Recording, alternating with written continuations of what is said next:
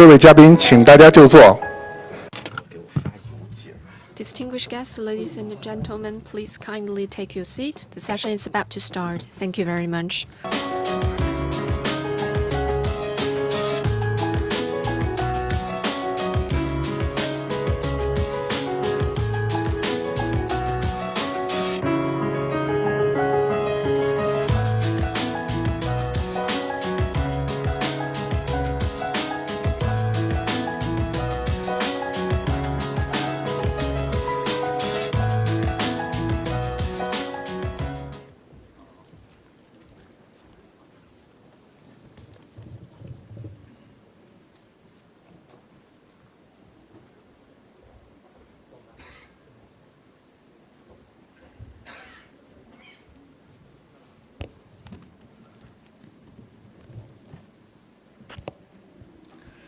尊敬的赵部长、钟省长、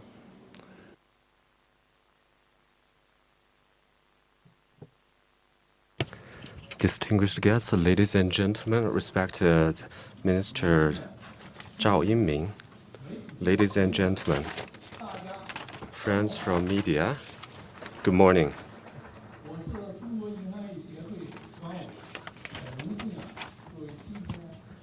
My name is Pan Guangwei. I'm the secretary of the party committee of the full-time vice president of China Banking Association. It gives me great pleasure to have all of you with us here in this beautiful city of Kunming.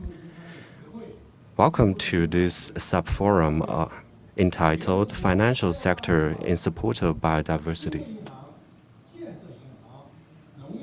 And we have a representative from Bank of China and also a Bank of China Construction Bank and Renmin University of China and many other financial and banking institutions.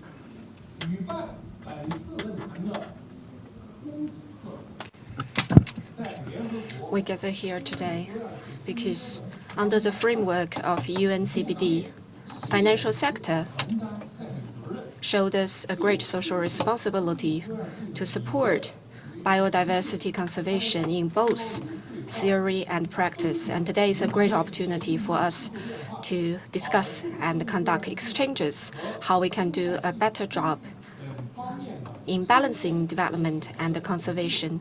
Also, we're going to draw lessons from each other's experiences and expand our cooperation and exchanges so that we can reinforce financial sector's contribution to biodiversity conservation, making our due contribution to building a community of all life on Earth and achieve comprehensive, inclusive, and green development. Yesterday,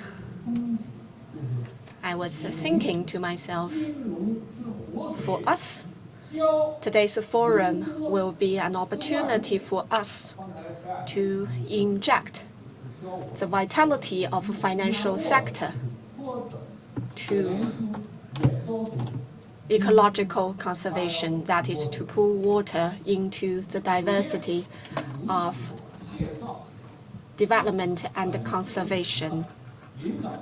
Now, please allow me to introduce some of the VIP guests who have joined us today, and they are Vice Minister of the Ministry of Ecology and Environment, Mr. Zhao Yingming, Executive Vice Governor of Yunnan Province, Mr. Zong Guoying,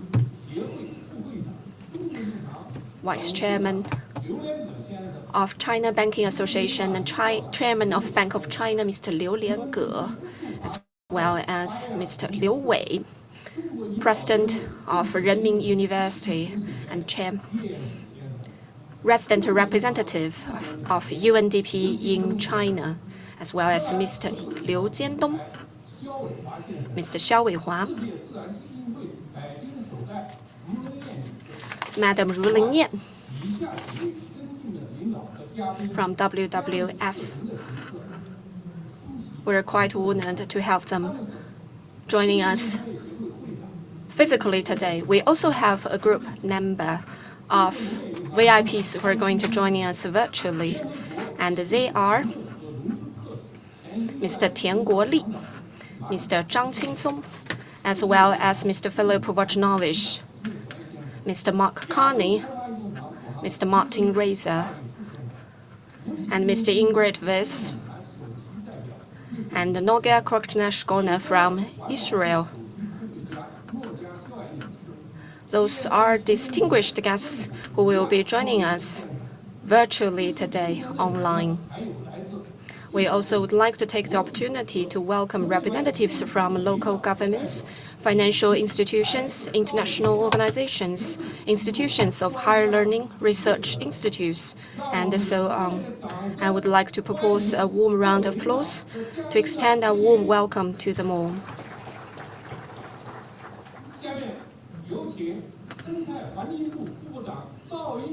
Now I would like to give the floor to Vice Minister of Ecology and Environment of China, Mr. Zhao Yingming.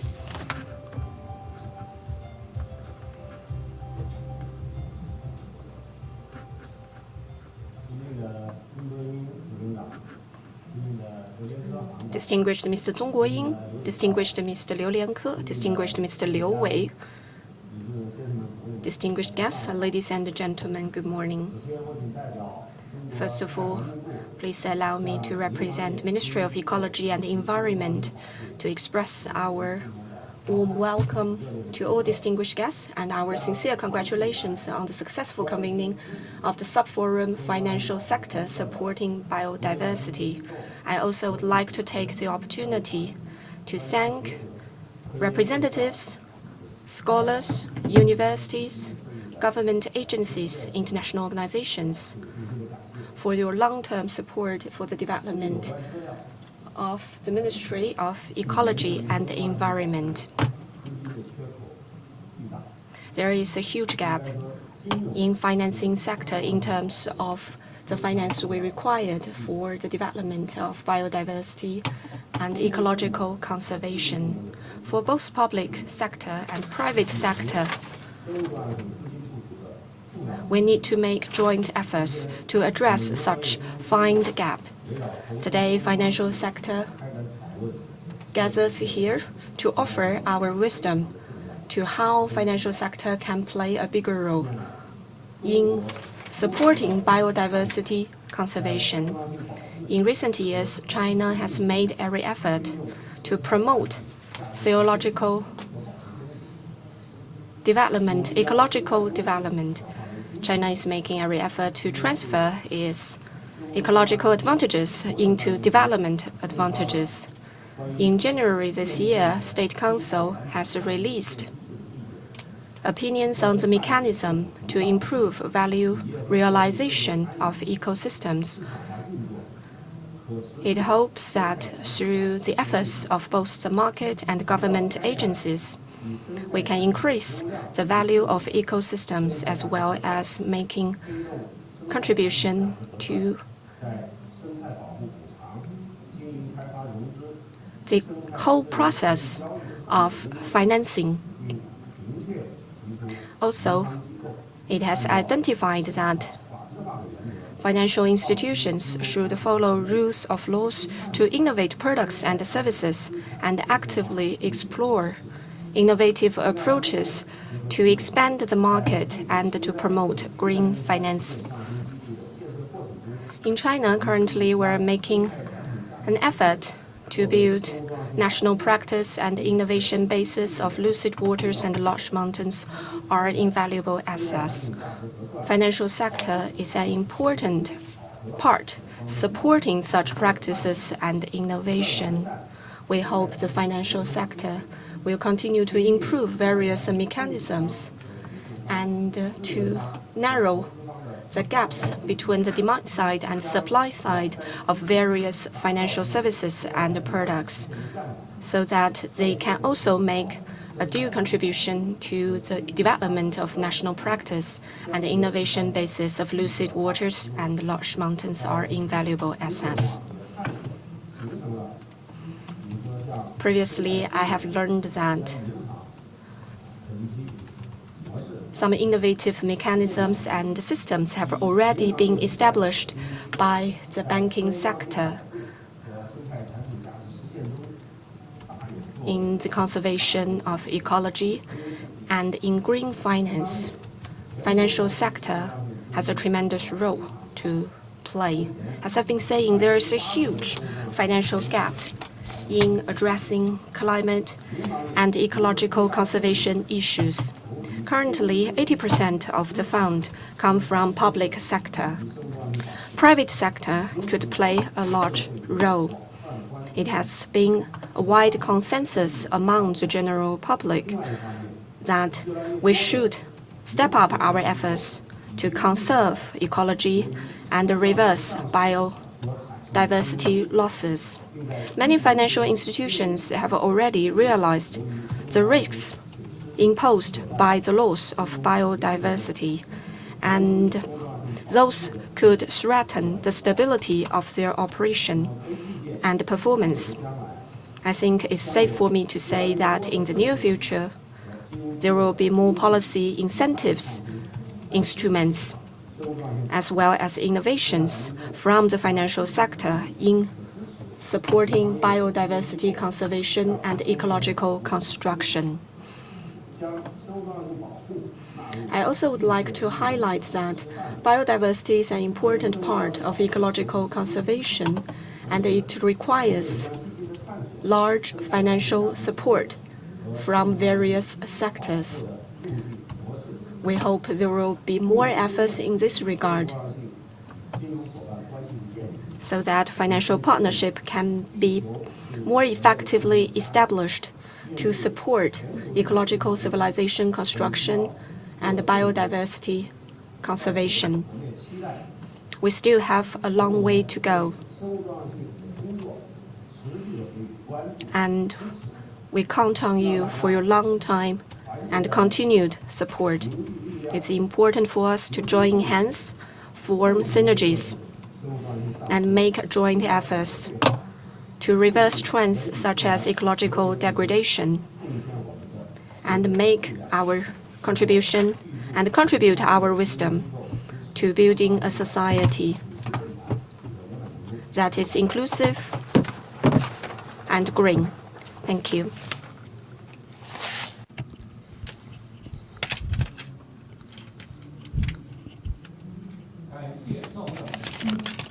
Thank you very much, Mr. Zhao. And from your speech, we can see the importance attached by the Chinese government to biodiversity conservation. And we are still faced with tremendous challenges such as financial gap.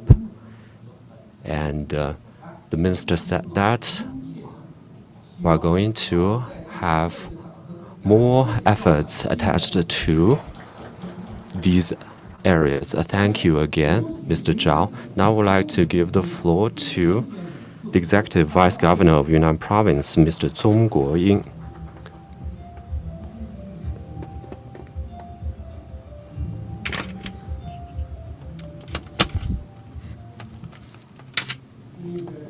Distinguished Vice Minister Zhao Yingming and respected Mr. Liu Lienge, and also distinguished guests, ladies and gentlemen, dear friends, good morning. Today, we are honored to have all of you here in this beautiful city of Kunming,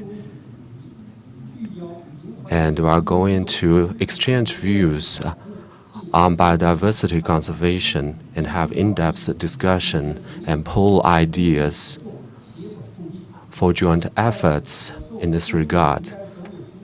Hereby, entrusted by Mr. Ruan Chunfa, Party Secretary of the CPC Committee of Yunnan Province, and also Mr. Wang Yubo, Governor of Yunnan Province, to extend our warmest congratulations for the success of this conference and also this subforum, and to extend our warmest welcome and gratitude for all of you for coming all the way to Kunming for the event.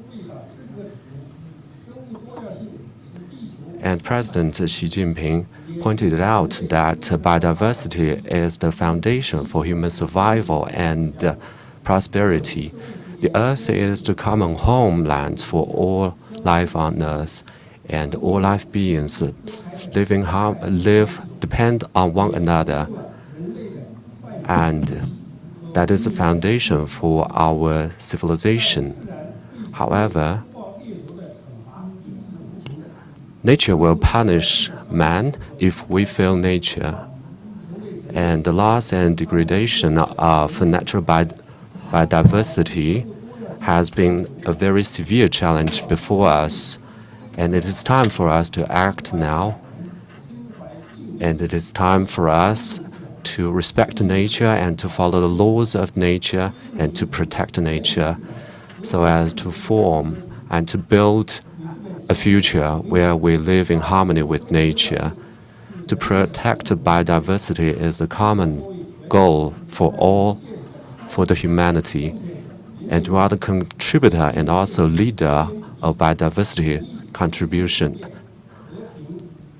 And we are committed to multilateralism and building a common governance system for biodiversity conservation.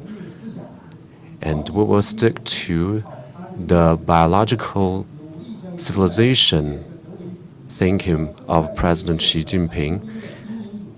And we are striving our best to be a leader in this regard and to mobilize all walks of life, especially the support from the banking and financial sectors to support biodiversity conservation. Over the years, we have encouraged and supported the financial sectors to place biodiversity conservation in the first place and giving full play to the roles of the insurance and financial sectors to improve and complete the financing systems so as to establish Yunnan as a destination of green food, green economy, and healthy living, so as to provide comprehensive support for the ecological conservation and economic development of Yunnan province. As of the first half of this year, we have invested a huge number of funds to financial reform, and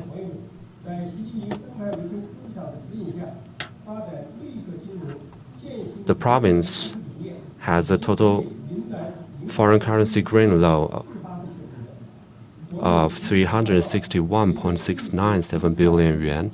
We believe that with the development and also the improvement awareness of a green circular economy, we are now making more headway in advancing ecological civilization. And we are still facing many challenges before us, so we need to join hands to have joint consultation, and we will continue to support the financial sectors to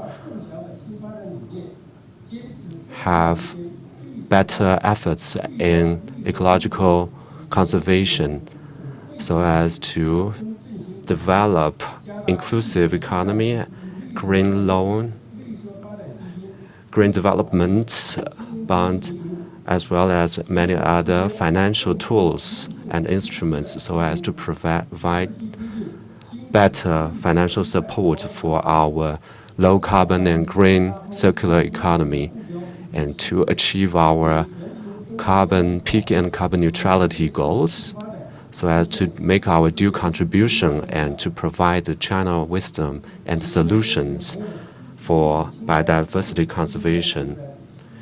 Green is gold, and our natural advantage is our development strengths.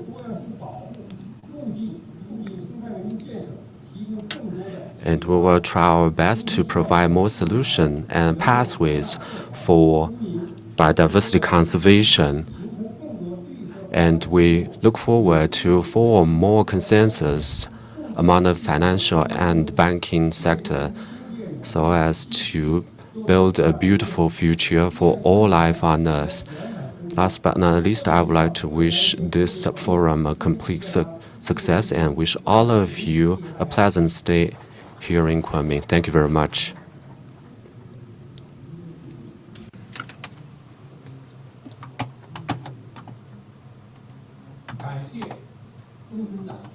Thank you very much, Vice Governor Zhong Guoying. COP15 is being held in Kunming City. This is a recognition of Yunnan's efforts to develop itself into a vanguard of ecological conservation in China.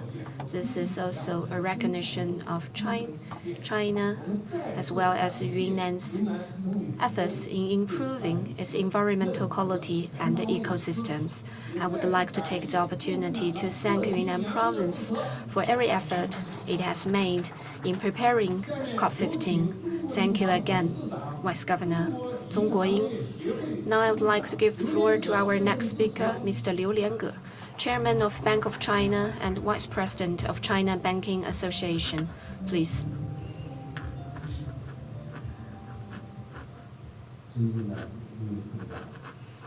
Distinguished Mr. Zhao Yingming, distinguished Mr. Zhong Guoying, distinguished Mr. Liu Wei, distinguished Mr. Pan, distinguished guests, ladies and gentlemen. I'm quite happy to meet you in Spring City, Kunming, to discuss the important topic of ecological civilization, building a shared future for all life on Earth. On behalf of BOC, I would like to extend a warm welcome to all of you. I also would like to express my heartfelt thanks to Ministry of Ecology and Environment as well as the Yunnan Provincial Government for your long-time help and support. President Xi Jinping again has declared to the world that we should work together to build a shared future for all life on Earth. Biodiversity is an important part of ecosystem as well as ecological conservation. It is quite relevant for us to gather together to talk about the role of the financial sector in this great cause. China Banking Association will work with 40 banks across Asia to release a joint declaration on financial sector supporting biodiversity, filling a historical gap. Today, I would like to take the opportunity to share some of our practices and concepts.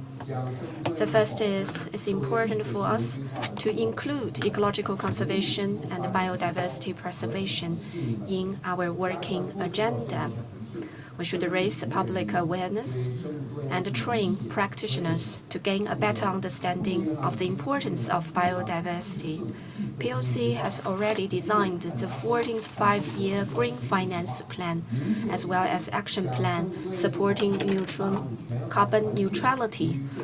We have designed procedures and process to make sure biodiversity is a major concern in the whole process of our financial practices. The second is that we have been increasing credit, supporting green finance and green development. We are ranking among the top as a bank practicing green finance and green loans. We pledge to offer no less than 1 trillion yuan green finance to enterprises and companies who devote themselves to green development or green industries. According to estimates, the financial gap in ecological conservation and biodiversity protection ranges between trillions of US dollars. So financial sector has a significant role in that regard. BOC has been making innovative efforts, for example, by launching the very first blue bond in China. By June this year, we have issued green bonds domestically totaling 50.9 billion Chinese yuan. Recently, we have successfully released the very first Chinese biodiversity bond. Biodiversity is a global challenge which requires joint efforts of both domestic and international financial sector, especially in terms of the recognition, reporting, and mitigation of relevant risks in the financial process. It is important for us to step up information sharing and exchanges. BOC will tap into its globalization advantage, strengthen our dialogue and cooperation with international counterparts, and contribute our wisdom and experience to the global solution of those climate and ecological challenges. We will work hard to be a leader, to be an eco-friendly, biodiversity-friendly bank, and make our due contribution in the regard. Thank you very much.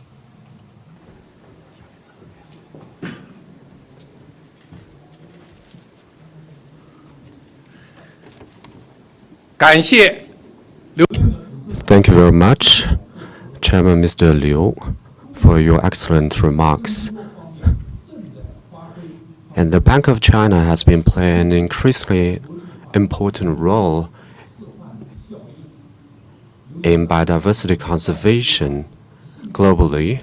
And just now, Mr. Liu said their efforts and practices in 4 aspects in favor of biodiversity from the perspective of the financial sector, which impressed me a lot. In September this year, Bank of China issued the first biodiversity green bond totaling 1.8 billion RMB yuan, which will be used for biodiversity conservation. This is a very good pilot and practice that we can learn from. And just now, he also announced a 1 trillion fund for biodiversity. And Bank of China is also an important organizing agency for the China Banking Association. And Mr. Liu has made a lot of efforts and attached great importance to the convening of this Subforum and the conference. And he also came all the way here to Kunming and give us this remarkable speech in person. And we would like to extend our great appreciation for Mr. Liu and also Bank of China to the successful convening of this Subforum. Thank you very much. Now I would like to give the floor to Madame Beat Trankman, resident representative of UNDP China.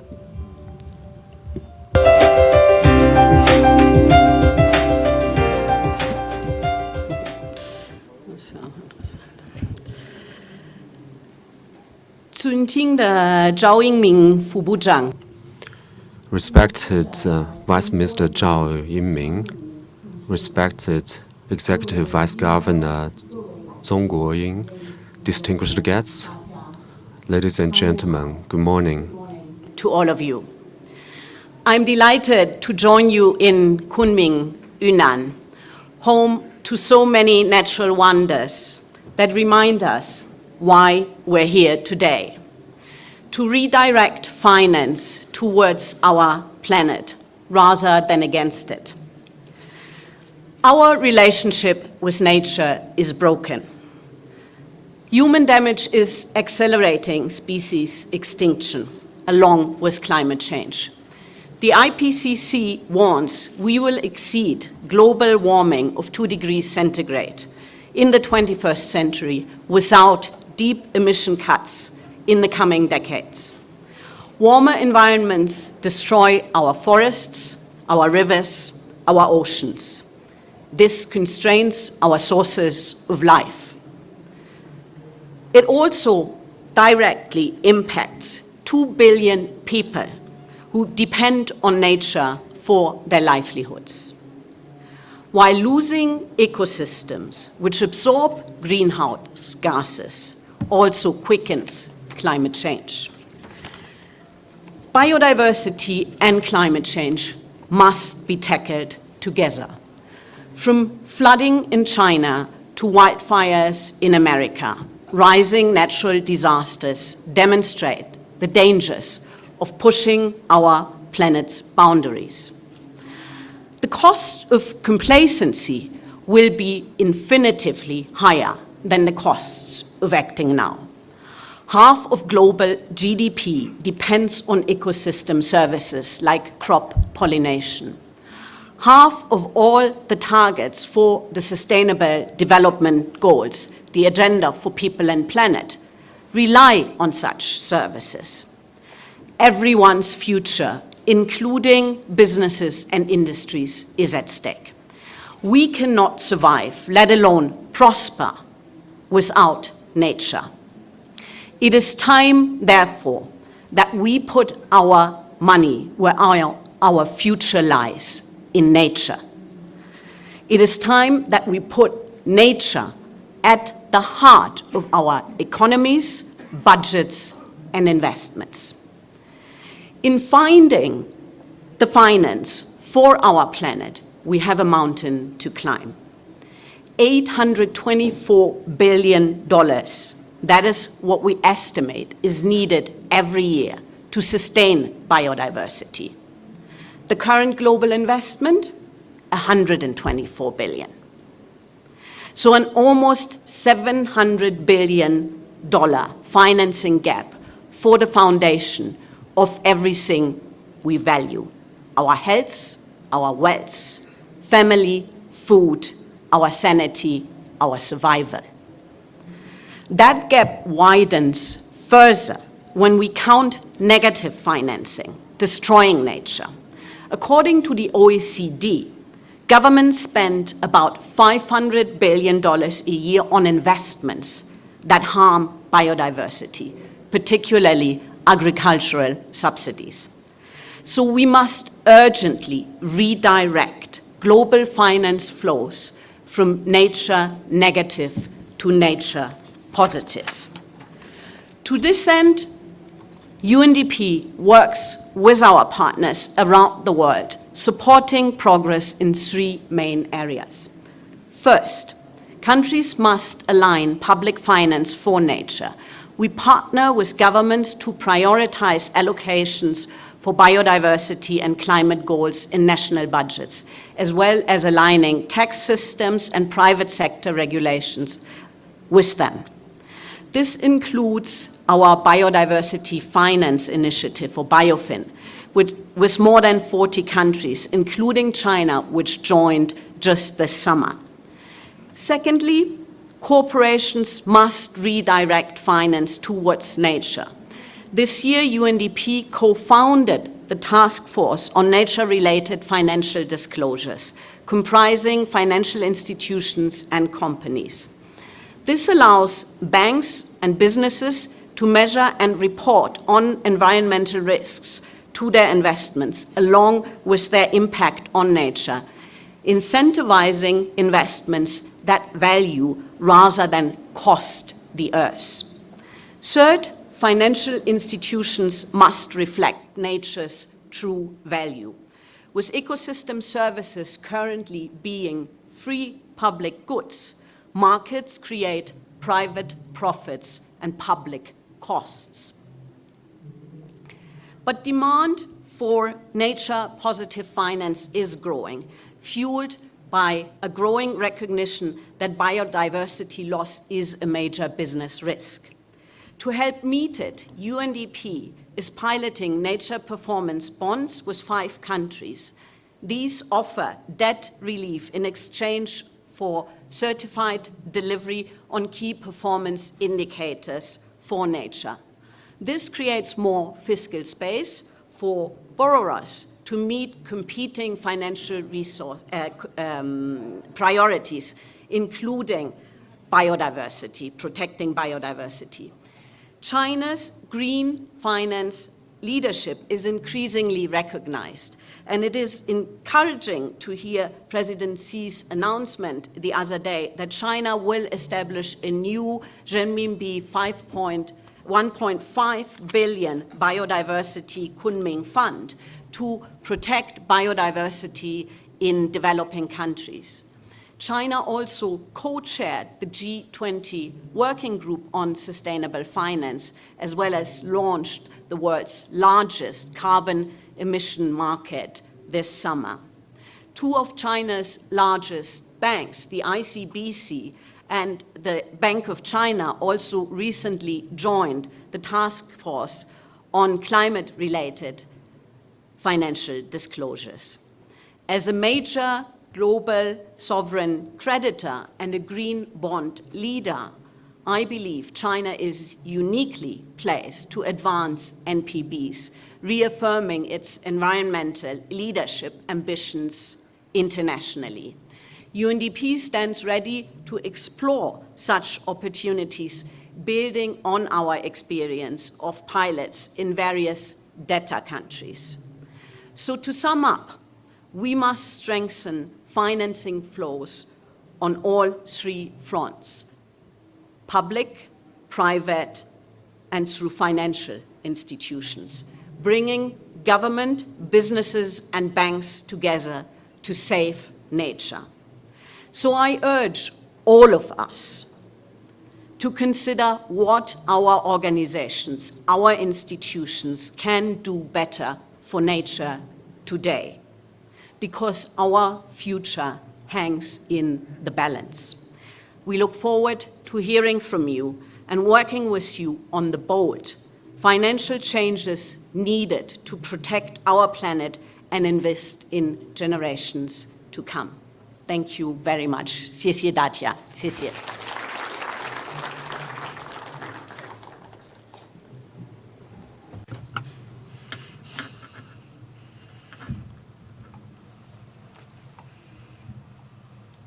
Many thanks for this better speech. I was so impressed about you, why we come to here, especially your words. The people will not survive without the nature. And secondly, impressed me, you make analysis for the big gaps or large gaps between the ecological biodiversity needs and the reality. The gap is larger and larger. Thirdly, what we will do, what action we will do, is I was so impressed by your speech. Firstly is strategy. Secondly is the co-financing, how to change the director of the co-financing, finance. Thirdly is true value. Firstly is action, what we can do in the future.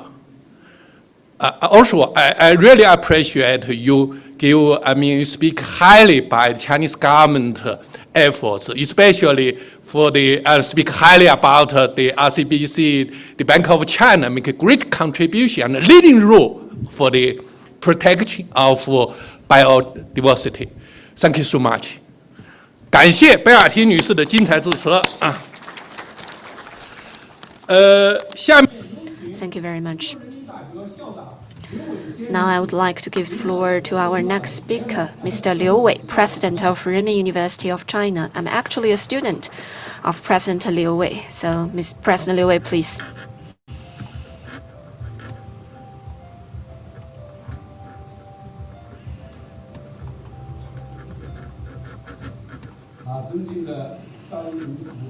Distinguished Vice Minister Zhao Yingming, Vice Governor Zhao Guoying, Vice Chair Liu Lianke, Madam Bai Yating, distinguished guests, ladies and gentlemen, good morning.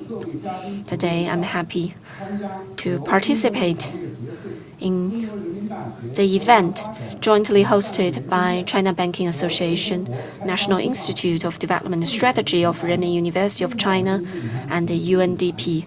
This is a part of the Ecological Civilization Forum. On behalf of Renmin University, I would like to express my warm congratulations on the convening of the Ecological Civilization Forum and breakout sessions. I also would like to express my heartfelt thanks to all distinguished guests. Thank you so much for your long-time support and help in the development of Renmin University. Biodiversity is the foundation of human survival and development, as well as the foundation of the life community on Earth. However, from ancient times all the way through to industrial civilization, with the growth of world population and expansion of economic activities, human has not only created huge wealth, but also broken the balance of ecosystems, resulting in ecological crises such as biodiversity losses and environmental degradation. At present, global diversity is still deteriorating. It is urgent for us to join hands and seek harmonious coexistence between man and nature. Last year in September, President Xi Jinping emphasized in his UN Biodiversity Summit speech.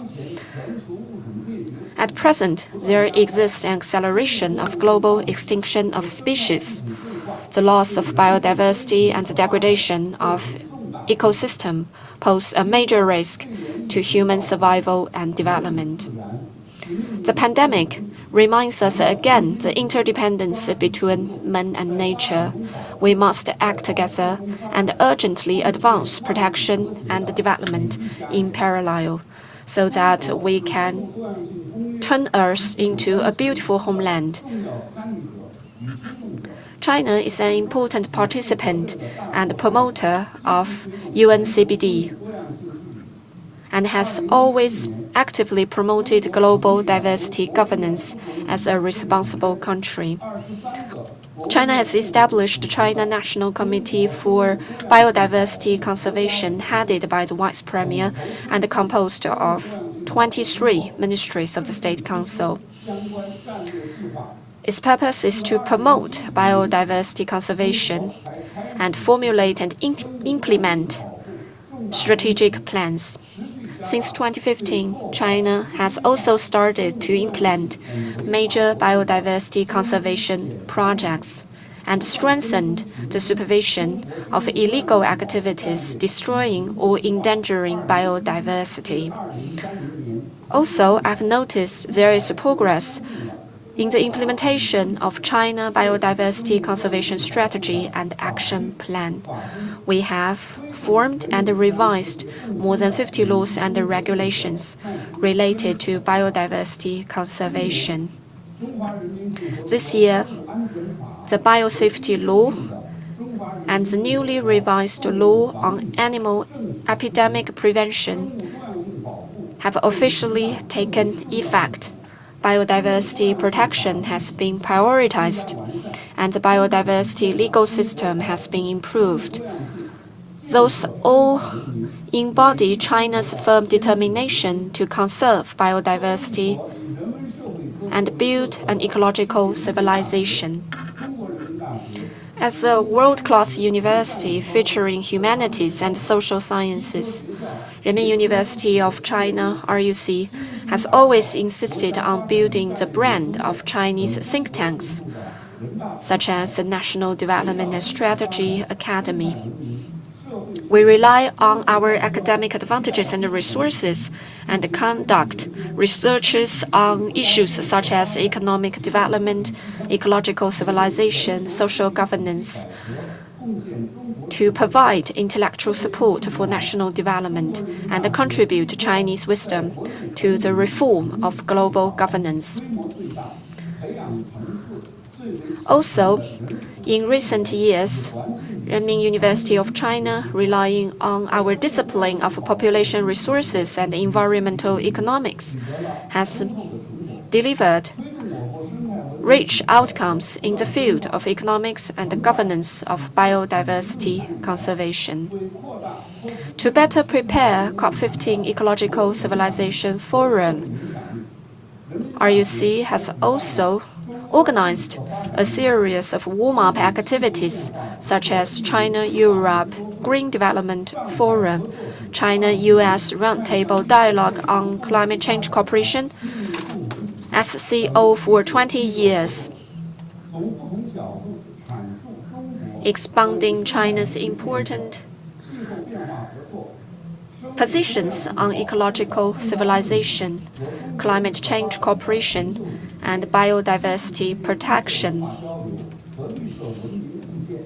Those events have helped gain mutual understanding and sharing China's experience in achievements and concepts of green development from different angles.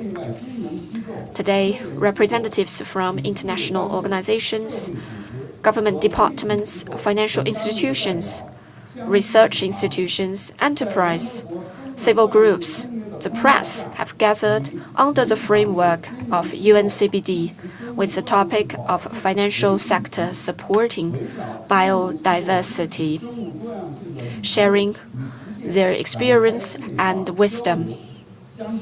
I believe we will gain wider consensus and enhance joint efforts to promote mainstream development of biodiversity conservation. I sincerely hope that distinguished guests share opinions and their insights with us, contribute experiences, share achievements of global financial institutions concerning biodiversity conservation and ecosystem restoration, so that we can jointly promote exchange and cooperation in biodiversity-related fields. RUC will take this forum as an opportunity to further carry out academic exchanges, jointly promote international cooperation on sustainable development, and make our due contribution to global ecological progress and biodiversity conservation. I would like to conclude by wishing the forum a complete success. Thank you very much.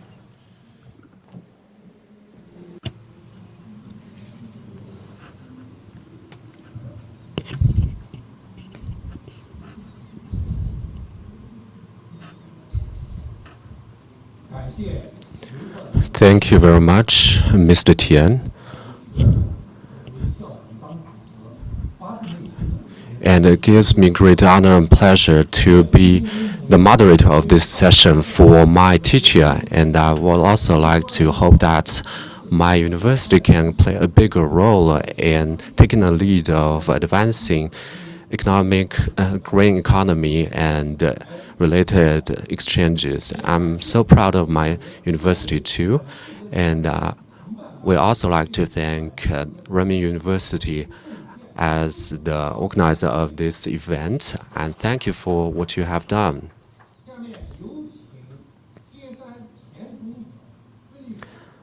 Now we would like to give the floor to former President of Montenegro, Filip Voronovic, to address the meeting.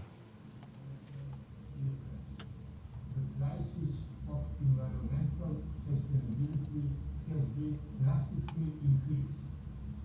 Disasters effects of climate change and 全球的环境可持续性危机急剧加剧。 Unprecedented rate in human history make the future of our planet uncertain. We need a fast and profound transformative change addressing the interdependent and mutual reinforcing crisis of biodiversity loss, climate change and health in an integrated manner. The complete and prompt transformation of economic development must enable the transition to a new model structure around innovative technological solutions. That turning point should lead to the elimination of our economic dependence on fossil fuels, decoupling natural resources use and environmental impacts from economic growth and halting the biodiversity loss. I firmly believe in the capacity of humanity to undertake such a green transformation to which we committed by adopting the UN Agenda for Sustainable Development by 2030. Even a very small contribution of each country means everything in sustaining the life we know on our planet. Determined and courageous political decisions based on science policy interface are of utmost importance for the success of the forthcoming 15th UN-CBD COP and 26th UN-FCCC COP. Dear friends, science must be allowed to lead us in that direction.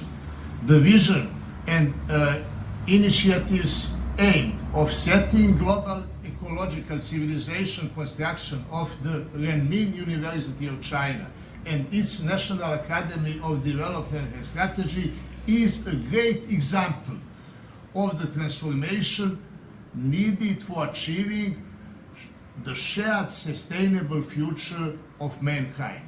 Thank you for your attention.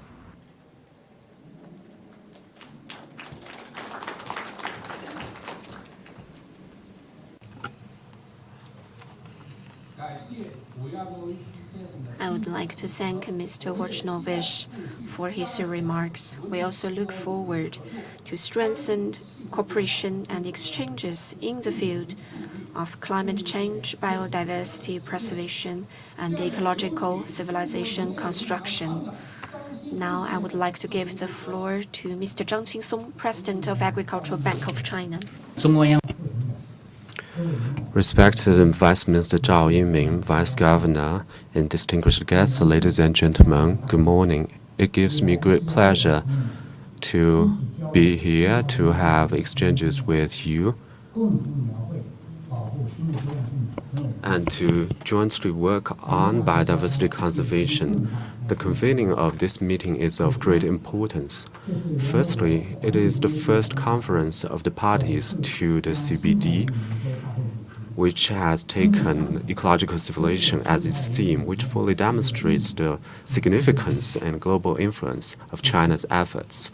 Secondly, the conference is convened at a special moment in the face of the COVID-19 and promote high-quality development and recovery, which fully manifests the urgency and importance for building a harmonious homeland for all beings. It is held in Kunming, which means it is an effort to promote the harmonious coexistence between man and nature, and what we have achieved in this regard, especially in biodiversity conservation. It needs the continuous efforts of financial and banking institutes. The Chinese banking industry has seriously implemented the national strategies to fulfill the goal of carbon peak and neutrality so as to provide solutions for financial stability. As a global, systematically important bank, the Bank of Agriculture has natural and close relationship with biodiversity conservation and at the forefront of supporting biodiversity conservation. We have formed some preliminary experience in this regard. First is to complete the top-level design, and we have completed the planning and sustainable development plan, and we are the first in the industry to regularly evaluate the implementation of ecological protection, pollution control. And in our 14th five-year plan, we have put forward a green finance development strategy and issued a series of policy documents on green financing to include the promotion of diversity into our development plan so as to explore and build a financial development plan in line with biodiversity conservation. Second, we'll give our full play to our role to serve agriculture, rural areas, and the farmers. And we actively support the conservation of natural forest and animal husbandry, the construction and protective operation, as well as the protection of river, lakes, and wetlands. We have issued special policies to support the national key protected areas and the Yangtze and the Yellow River ecological belts so as to provide financial forces for the regional ecological conservation. The third is the product innovation. We give full play to our advantages to provide credit, bond, investment, banking, and other services for biodiversity conservation, and introduced more than 40 credit policies related to biodiversity conservation. And we have also launched special products such as ecological restoration, beautiful village loan, and emission rights pledge loans. We are also among the first financial institutions to issue carbon neutrality bonds and sustainable development loans. And we have successfully issued the first carbon emission rights loans. By the end of June 2020, the balance of our green loans reached 176 million yuan, up 16.4% year-on-year. In 2020 and 2021, we won awards of the Best Green Bond Bank of the Year and the Best Green Finance Bank of the Year by Asian Money. The fourth is to strengthen our financial risks. We attach great importance to the relationship between biodiversity and the financing sector. And we clearly regard biodiversity as an important part for our strict access. And we implement one vote veto for those nature negative agencies. We actively implement risk management to make efforts to improve the level of refined management of financial risks. And this Subforum is going to issue a joint declaration of the banking sectors. We hope that this can provide an important platform for our colleagues worldwide. In the future, under the Xi Jinping thought on ecological civilization, we will continue to implement the results of the meeting and to stick to the development of green economy, and will continue to improve our institutional building to strengthen biodiversity conservation, to serve rural agriculture and the farmers, to ensure that the growing speed of green bonds and green loans will be faster than generic bonds. And we're going to focus on key areas to improve green direct financing and carbon finance and many other services, and strengthen financial risks and regard biodiversity risk as an important part to identify these risks and to advocate a green economy and green culture so as to improve the sense of responsibility in this regard and to promote voluntary activities in this regard. On the other hand, we will focus on consensus fostering and continue to implement the instructions of central government and to adjust our economic reform so as to guide more social fine to ecological preservation. And we are going to become the director of the third professional committee of Green Credit Bond committee and will continue to play the role of the bridge to promote financial industry interconnectivity so as to form a strong synergy for all banking institutions worldwide. Ladies and gentlemen, to preserve biodiversity and build a community for all life on Earth is our common responsibility, and it will benefit our future generations. We will continue to join hands with our peers from home and abroad to contribute to biodiversity conservation. Thank you.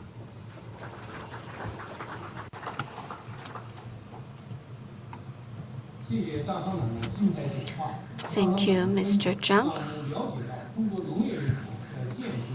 President of Agricultural Bank of China has shared with us the importance of biodiversity conservation, poverty alleviation, and how development and poverty alleviation together with biodiversity conservation, ecological conservation can reinforce each other, and how financial sector can shoulder their responsibilities in this regard. Thank you.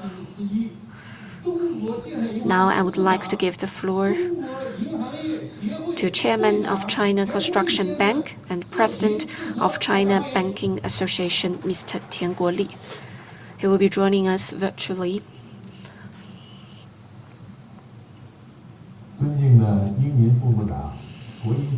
Distinguished Vice Minister Zhao Yingming, Vice Governor Zong Guoying, ladies and gentlemen, I would like to thank the organizers for their invitation. Known as Kingdom of Fauna and Flora, Yunnan is rich in biodiversity resources. COP15 is held in Yunnan Province, where we work together to adopt strategies for biodiversity governance. It's a great honor to have this opportunity to communicate and discuss with everyone. At present, global loss of biodiversity and ecosystem degradation are great risks to human survival and development. The theme for International Day for biodiversity is we are part of the solution. I think financial sector need to broaden consensus on 3 points. The first is biodiversity conservation is an important part of ecological conservation. Biodiversity is of great importance to global ecological safety and ecological conservation. China has identified a holistic approach to conserve various ecosystems and has carried out major biodiversity conservation projects. Last year in September, President Xi Jinping has shared China's experience and wisdom. He has emphasized that China has always prioritized ecological progress and embedded in every dimension and phase of its ecological and social development. President Xi's thinking on ecological civilization is consistent with the 3 main objectives of UNCBD, as well as the 2015 vision. It has provided important guidance for coordinating biodiversity conservation and economic development. Second, coordinated efforts should be made to advance biodiversity governance and tackling climate change. President Xi Jinping declared China's vision to reach peak carbon dioxide emission in 2030 and to achieve net zero in 2060. The 30-60 goal not only focuses on climate issues, but also supports biodiversity conservation. Climate change is an important cause for biodiversity losses, and yet biodiversity loss undermines carbon sequestration capacity and aggregates climate deterioration. So we must take dual and twin approaches to address and make sure they are advanced in concert. Third, financial sector should actively participate in biodiversity conservation. CBDS showed the global annual funding gap for biodiversity conservation is approximately $700 billion. Financial sector should leverage their advantages, mobilize social fund to promote biodiversity conservation, while the negative impacts and risks should be properly managed to forestall financial risks. Traditional banks were once compared to dinosaurs. The survival of any species depends on whether it can adapt to environmental changes. For the banking industry, we should pay special attention to two major trends: digitalization and green development. Only when we devote ourselves to and integrate into rich and diverse natural and socio-economic ecologies and ride the wave of green development can we win the future. The interest to be considered should be the interest of all. Regarding green development as ecological context of new financial practice, CCB actively supports green transformation and development and makes every effort to come up with green solutions.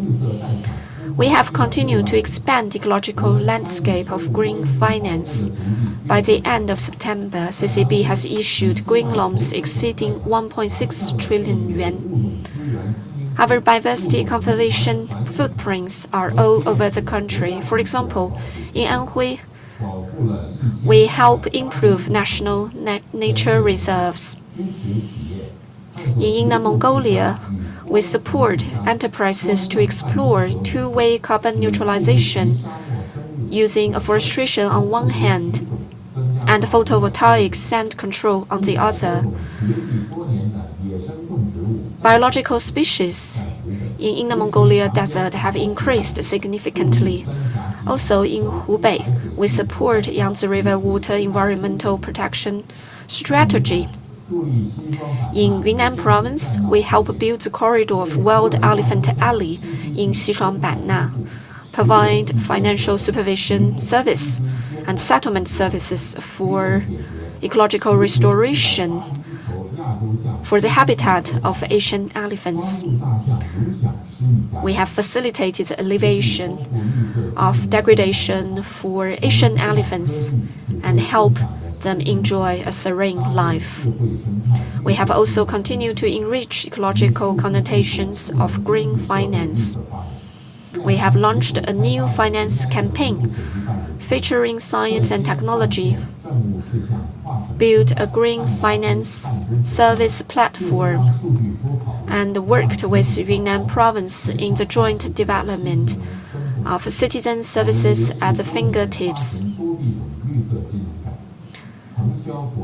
CCB has issued green bonds of multiple currencies for consecutive years. As one of the first batch of underwriters of carbon-neutral bonds and bonds to sustainable development in China, CCB has met overwhelmingly positive market response. We have launched the CCB Wind ESG Bond Index, and CCB obtains a rating of A in MSCI ESG ratings, leading the banking category. We have continued to consolidate the bottom line of green finance. We adhere to biodiversity conservation, practice one vote veto when dealing with environmental and climate risks. Biodiversity review is made a prerequisite of loan approval process, and the proportion of loans of high energy consumption and high emission continues to decline. Biosafety is a matter of life and health of people, of long-term sustainability of country. It is an important part of the country's overall security, and to protect the planet and to effectively prevent biodiversity loss are our responsibility.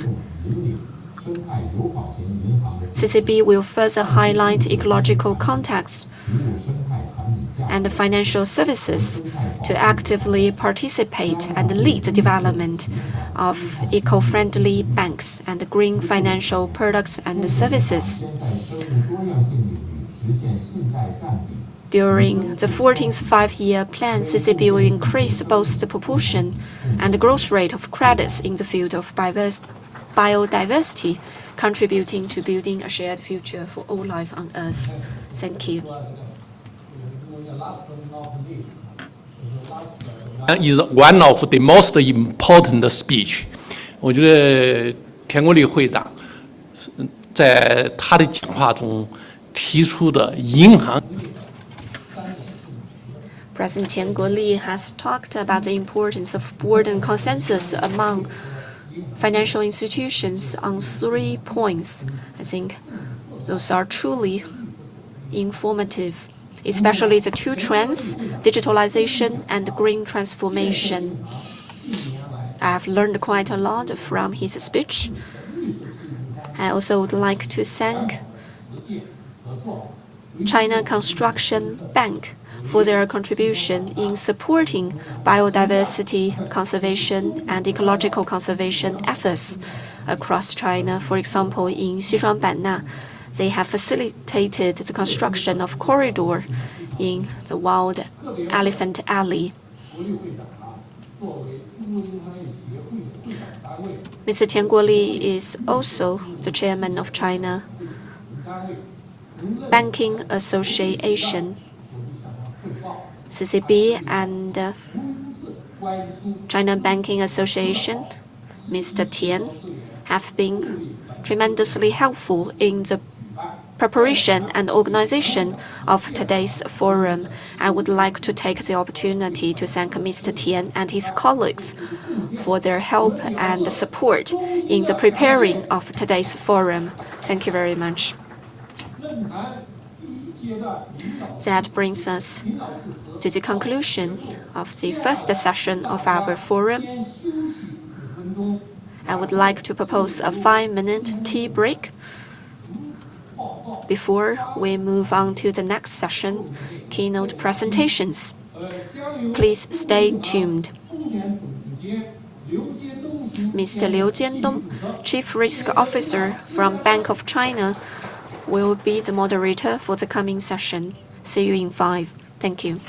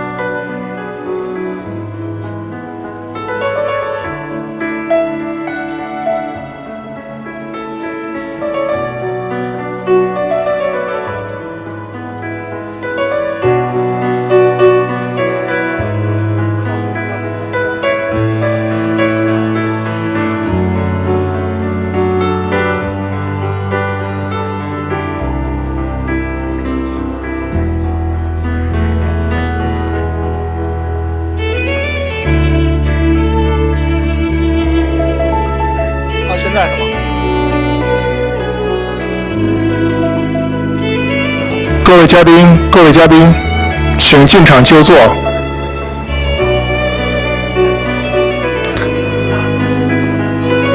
请各位工作人员引导一下各位嘉宾就座。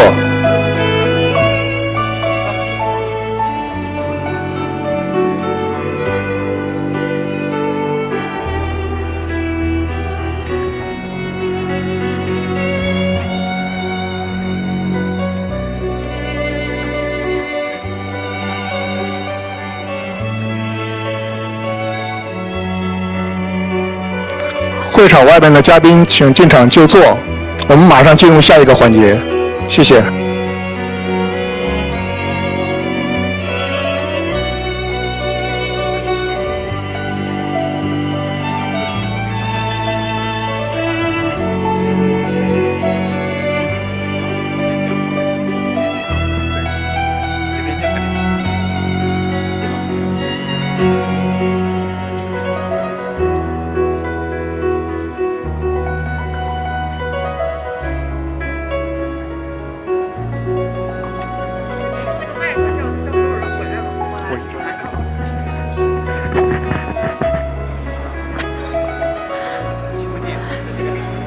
听不见吗？能听见。请各位参加论坛期的嘉宾和参会人员，请尽快返回会场。我们的论坛期第2阶段的会议马上就开始了。对，这是对，别在那儿等着呢。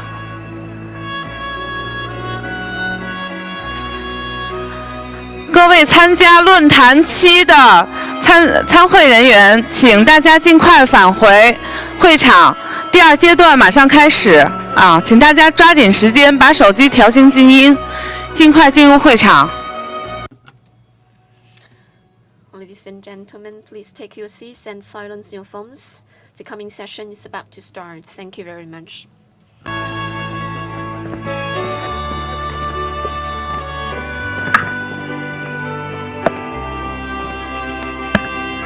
卫生间我去不了，估计。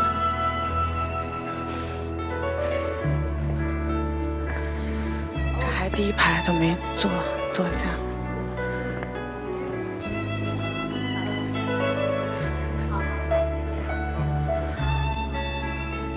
请大家尽快进场落座。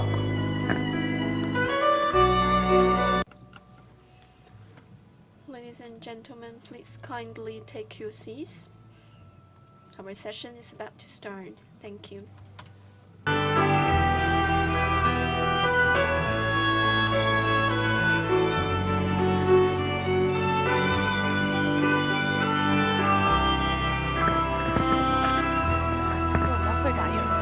等会长一回来，咱们就开始。前面的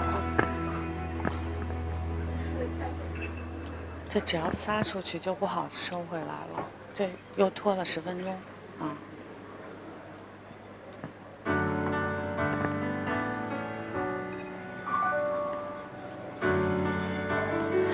请论坛期的参会人员尽快回到会场。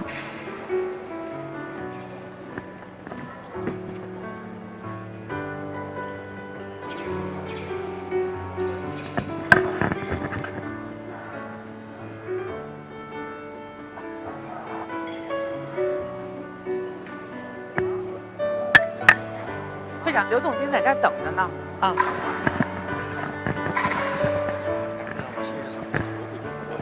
我这您要不然就是先那个什么，他马上开始，然后您再那个行吗？他在这儿等着呢，啊，请坐。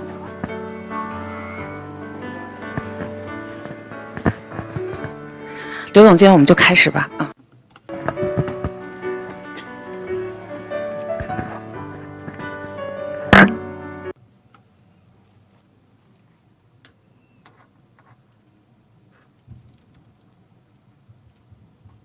尊敬的白雅婷女士、潘光伟 Distinguished Mr. Pan Guangwei and Madame Bai Yating, distinguished guests, ladies and gentlemen, good morning. My name is Liu Jiandong. I'm the Chief Risk Officer of Bank of China. It's a quite pleasure for me to act as a moderator for the coming session. First of all, welcome. Thank you for joining us today. In the previous session, Mr. Pan Guangwei was our moderator. And for the coming session, which is the keynote presentations, we have invited 6 experts from both home and abroad to share with us their insights and expertise on the concept and practice of carbon neutrality and financial green practices. First of all, I would like to give the floor to United Nations Special Envoy for Climate Action and Finance, as well as a finance advisor for COP26 and former governor of the Bank of England, Mr. Mark Carney. 主席先生，非常感谢。 Virtually today. I hope to be there physically soon. I'm going to spend my time talking about the role of financial services firms in addressing climate change and, very importantly, in protecting biodiversity. We all know that the impacts of climate change on our planet's finely tuned ecosystems are intensifying. Our oceans have become 30% more acidic since the start of the Industrial Revolution. Sea levels are 20 centimeters higher than they were 2 decades ago. Extreme weather events, hurricanes, wildfires, flash flooding have risen 3 times and their cost 8-fold in the past quarter century. Scientists estimate that there have been 5 mass extinctions over our history, but our activity is now driving the 6th, with extinction rates over 100 times the average of the past several million years. Over my lifetime, the global wildlife population has fallen by 70%. In parallel, our destructive relationship with nature is amplifying the climate crisis. Extractive agriculture, land use changes, deforestation account for almost 1/4 of global emissions, and they're amongst the biggest causes of biodiversity loss. A necessary condition for arresting these calamities is to limit the increase in global temperatures to 1.5 degrees. And to that end, I'm going to concentrate my remarks on how we, with China's help, are transforming the global financial sector. The core objective of Glasgow COP26 is to keep 1.5 degrees within reach. And this begins with commitments of countries. These have risen from less than 1/3 of global emissions when the UK and Italy assumed the COP presidency at the start of last year to over 3/4 today. And the true breakthrough was China's 2060 carbon neutrality pledge, announced at UNGA last year by President Xi and reinforced by new measures in recent weeks. These bold commitments have made net zero the organizing principle, and it's cascading down from the country level to the company. An example is the power company, CLP, the biggest greenhouse gas emitter today in Hong Kong. It is vowed to end coal by 2040, accelerating its previous commitment by a decade. This commitment, paired with the announcement to increase the consumption of non-fossil fuel energy to about 20% of primary energy by 2025, showcases China's emerging leadership. We need this to become the norm everywhere. And that's why for COP26, we're building a financial system in which every decision takes climate change into account. Our strategy is based on 4 pillars: comprehensive climate reporting, a transformation in climate risk management, the mainstreaming of climate returns, and the creation of new markets to mobilize private capital at large scale to emerging and developing countries. I'll concentrate on the few elements and draw out how they relate to biodiversity. 6 years ago, the TCFD was a concept. 3 years ago in Hamburg, we delivered the final recommendations to G20 leaders. Today, virtually the entire financial sector demands this disclosure, and thousands of major companies are responding. 60% of Chinese companies that disclose under TCFD have joined this year alone. But despite these advances, global coverage is still limited. We need to do more, particularly on forward-looking metrics. In other words, the private sector has taken this about as far as it can on its own. And now is the time for the G20 to finish the job by making TCFD disclosure mandatory. That's why a few months ago the G20 adopted the FSB's roadmap with TCFD at its heart and signaled its support of the IFRS Foundation's intention to establish a new International Sustainability Standards Board to produce a climate disclosure standard based on the TCFD by the middle of next year. These new standards will reach over 130 countries from Canada to China, ensuring global coverage of climate reporting. In parallel, the Task Force for Nature-Related Financial Disclosure, the TNFD, is developing a framework for businesses and financial institutions to identify, assess, manage, and report on their dependencies on nature and their impacts on nature.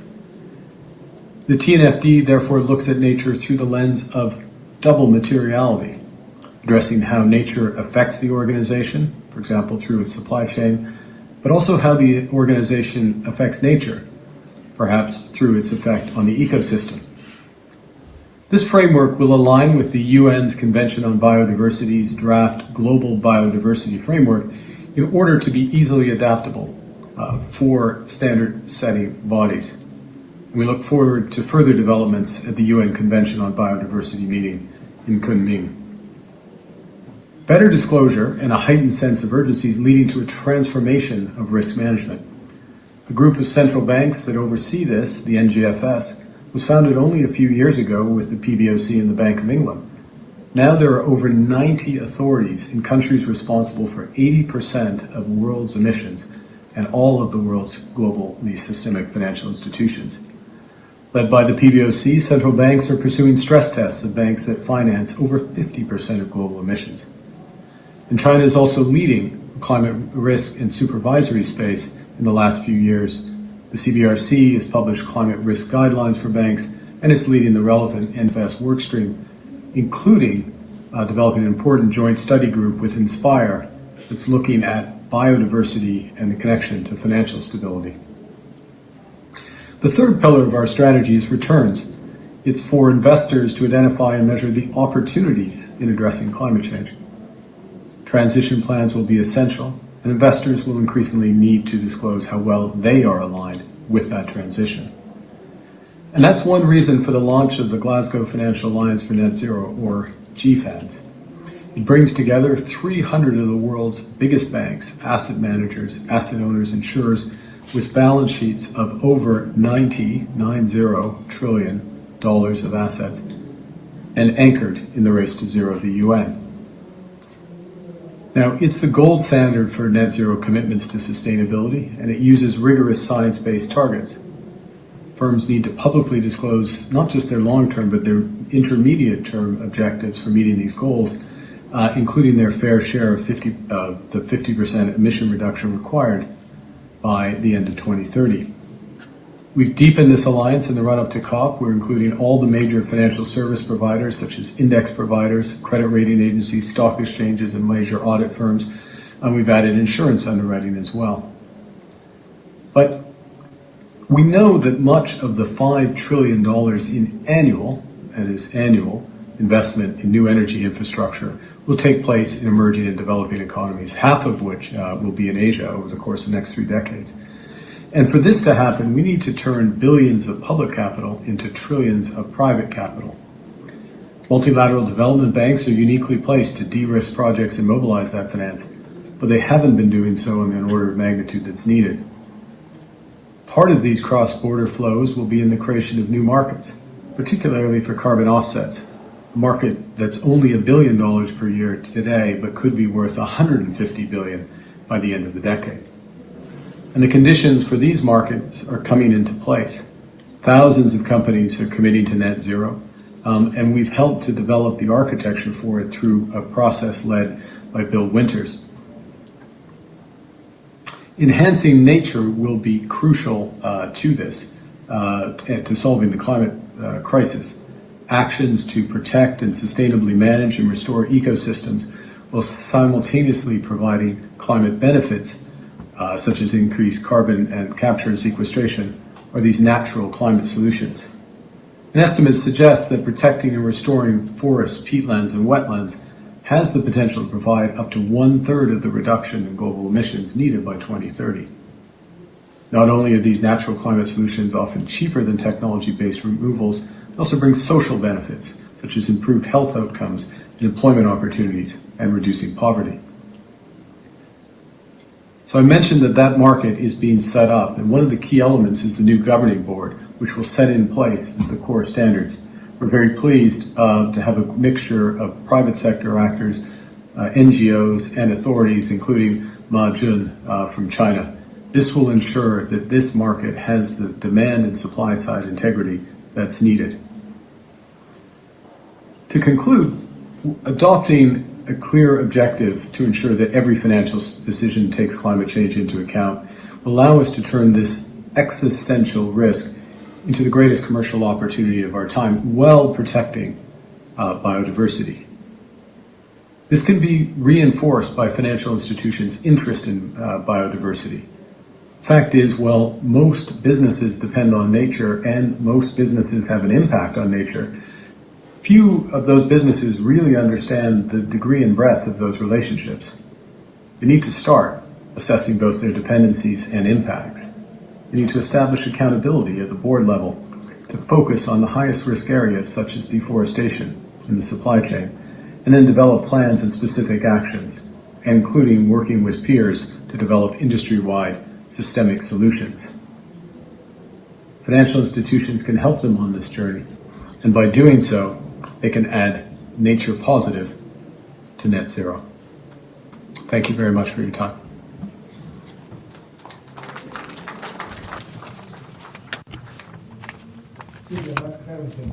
Thank you very much, Mr. Mark Carney. And you have focused on the COP26 held in Glasgow and shared some of the points of view on what the financial institutions are planning to do in the future in terms of biodiversity conservation. And according to the report of the meeting, it also put forward some ideas that we can take into account in the future. Now we would like to give the floor to Mr. Martin Reiser, the World Bank's new country director for China and Mongolia. Thank you.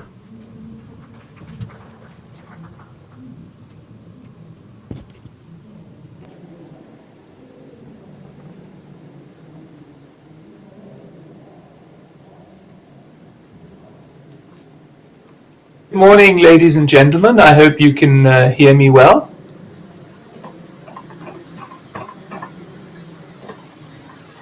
Yes, I can see myself on the screen. So let me start by expressing my warm thanks to the Chinese Banking Association and the Ministry of Ecology and Environment for hosting this event.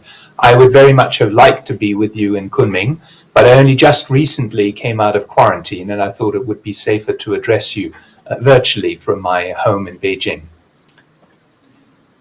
I've been very impressed with the speeches that many have made this morning, and I think it underlines something that we very much firmly believe, which is that a green, resilient, and inclusive recovery will be impossible without the conservation and sustainable use of biodiversity and ecosystem services. In short, the loss of nature is a development issue, and one that often has the greatest impact on the poorest countries. According to the World Economic Forum, more than half of global GDP is generated in industries that are highly or moderately dependent on the services that nature provides. We produced a recent report, The Economic Case of Nature, which finds that the potential collapse of select key ecosystem services, such as those from tropical forests, pollination, and marine fisheries, could cut real GDP growth for low and lower middle income countries by as much as 31% and 20% respectively by 2030, impairing global efforts to reduce poverty and to reignite a sustained economic recovery. And Beate Trankmann in her remarks made very similar points. The good news is that nature-smart policies, such as the expansion of payment for ecosystem services to reward nature-based solutions, investing in research and development in agriculture, and repurposing perverse subsidies can support both biodiversity and economic growth. To be effective, the global response to the biodiversity crisis must entail a whole-of-economy approach. And as Mark Carney just explained, there's growing recognition that public funds are insufficient to reverse biodiversity loss. For this reason, the private sector and financial institutions have a critical role to play. There are two complementary approaches to mobilizing private finance for biodiversity. The first is the identification of opportunities for financing green, the sustainable financing of projects that contribute to the conservation, restoration, and sustainable use of nature. Second is greening finance, which consists of directing financial flows away from projects with a negative impact on biodiversity and ecosystems. In order to scale up investments in financing green, the ability of projects to generate cash flows needs to be improved and new business models are needed. Blending commercial and concessional finance can create such new investment opportunities. One approach to better monetize cash flows from biodiversity involves stacking, that is, realizing the value of the multiple ecosystem services that natural assets such as forests can provide, for instance, carbon sequestration, sustainably harvested timber, and ecotourism services. China is already spending significant resources on ecosystem compensation, but more could be done to link public payments to performance and use them to leverage commercial funding for sustainable agriculture, for reforestation, or for ecotourism. The second approach, greening finance, the key is improved biodiversity risk management. Regulators, supervisors, and standard setters can encourage this, as demonstrated, for example, by the Dutch Central Bank. In its recent report, Indebted to Nature, it presents the first attempt to quantify the potential risk of biodiversity loss to a country's financial sector. And this echoes work on climate risks by other central banks, including, importantly, the leadership of the PBOC. My colleagues at the World Bank recently conducted the first nature risk assessment for the banking sector in Brazil. The results suggest that 46% of Brazilian banks' corporate loans portfolio is concentrated in sectors highly or very highly dependent on one or more ecosystem services. Output losses associated with the collapse in ecosystems could translate into a cumulative long-term increase in corporate non-performing loans of 9 percentage points. In other words, biodiversity-related risks are real, and portfolio reallocation will be needed to protect balance sheets. We're currently working on a similar exercise with Bank Negara, the Central Bank of Malaysia, and are refining our modeling methodology and invite other countries to join us in this effort. Disclosure of nature risks is an important step in the process of greening finance. Again, this is something Mark Carney mentioned. Reporting and disclosure standards are powerful tools for changing behavior and can help direct capital to the projects, companies, and countries where it is most needed to meet the global community's environmental objectives. The recently created Task Force on Nature-Related Disclosure, building on a similar climate-related effort, is an important step in this direction, but it could be more broadly adopted and disclosure could be made mandatory. Finally, innovative financial instruments can help channel impact investment towards biodiversity goals. These include bonds where the rate of return is linked to social, climate, and environmental outcomes. This market is growing. Sales of sustainability-linked bonds stood at $34 billion during the first half of 2021, more than twice as high as in 2020 and almost 3 times the level of 2019. Meanwhile, the World Bank is looking at whether sovereign equivalent could be issued with performance indicators rewarding policies such as reforestation. Tying nature-based solutions, such as those used in the Sponge City program in China, to capital market solutions such as municipal bonds could also help significantly scale up private capital allocation to conservation investments. Ladies and gentlemen, the multiple crises facing the global community are an opportunity to galvanize decisive action. Regulators are discussing ways to make the financial system more resilient. Financial institutions are taking steps to more proactively risk-proof their portfolios. Investors and consumers are increasingly demanding more transparency, and we are developing the diagnostic and financial tools needed to support this transformation. I'm convinced that together we can confront the challenge of our age. Thank you very much for your attention, and wishing you all a very good continuation of this important seminar.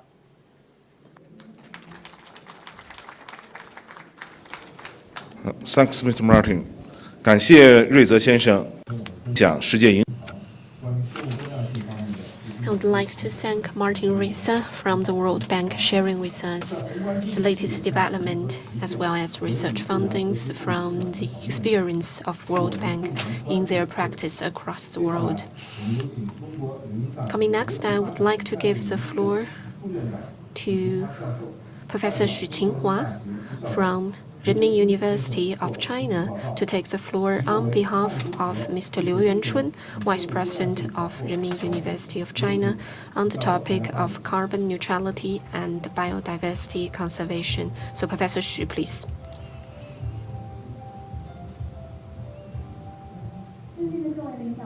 Respected leaders, distinguished guests, experts and scholars, good morning.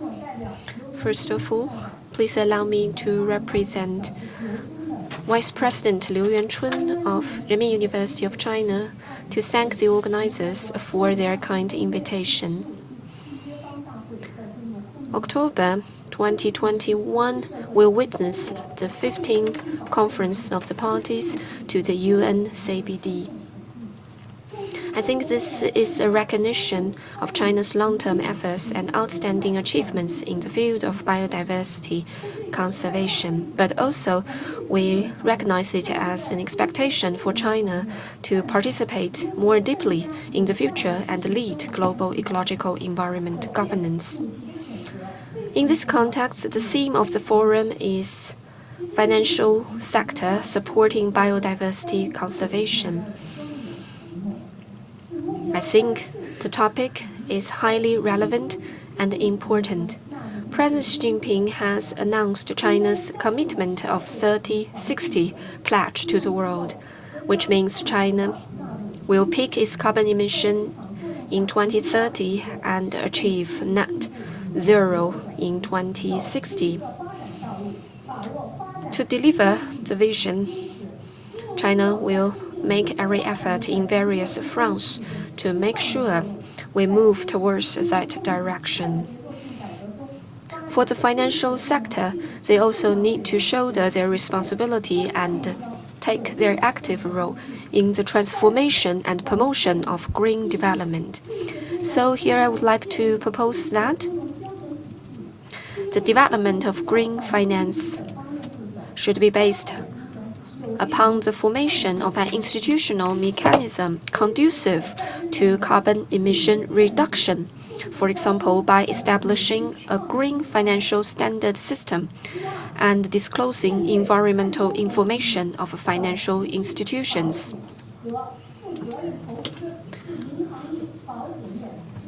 Second, facing the opportunity of carbon neutrality, sustainable insurance, and responsible investment are the drivers for the banking and insurance sectors to achieve the transformation of old and new economic development drivers. For example, by setting up environmental pollution liability insurance, catastrophe insurance, public liability insurance for public health emergencies, we can help promote the universal action of the whole society on environmental, social, and governance issues. Third, some incentives should be adopted in the planning of green finance to promote biodiversity conservation. For example, outside the current mechanism and institutions, there are already financial institutions that have drawn experience and lessons from more advanced and best practices globally. Incentives should be set to continue to encourage practitioners and agencies to be engaged in creative and innovative approaches to green finance and new finance practices. Such incentives could be a great motivation for them. The fourth is that we should make overall plans at both domestic and international levels. President Xi Jinping has once said that, faced with the ecological challenges, all people are members of a community where they rise and fall together. To answer to President Xi's call and urge,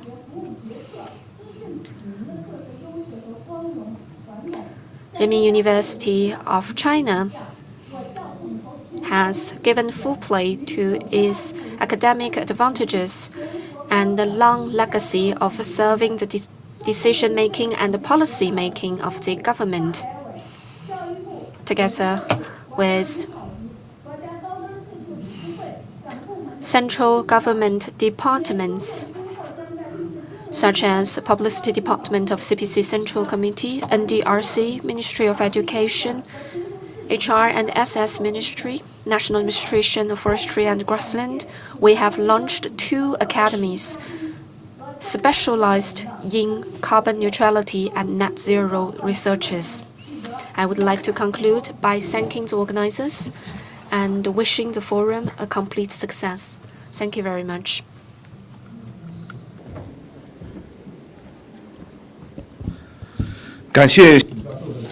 Thank you, Professor Xu, for your wonderful speech. And you mentioned about the disclosure of financial information related to biodiversity and how to integrate the international and national standards for us to achieve biodiversity by the financial sector. So loss of biodiversity will cause adverse impact to us and bring us financial risks. And how can we, financial sectors, to support the development of developing countries? Now I would like to give the floor to Madame Ingrid Van Wies, Vice President of the Asian Development Bank, to give a speech on positive biodiversity investments. Friends, good day to all of you. It's my great pleasure to participate on behalf of the Asian Development Bank today. I would first like to express my appreciation to the Ministry of Ecology and Environment of the People's Republic of China, the Secretariat of the Convention on Biological Diversity, and the Yunnan Provincial Government for hosting the 15th Conference of Parties of the Convention on Biological Diversity. In addition, I'd like to extend my thanks to the China Banking Association, the National Academy of Development and Strategy at the Renmin University of China, and the United Nations Development Programme as organizers of this session.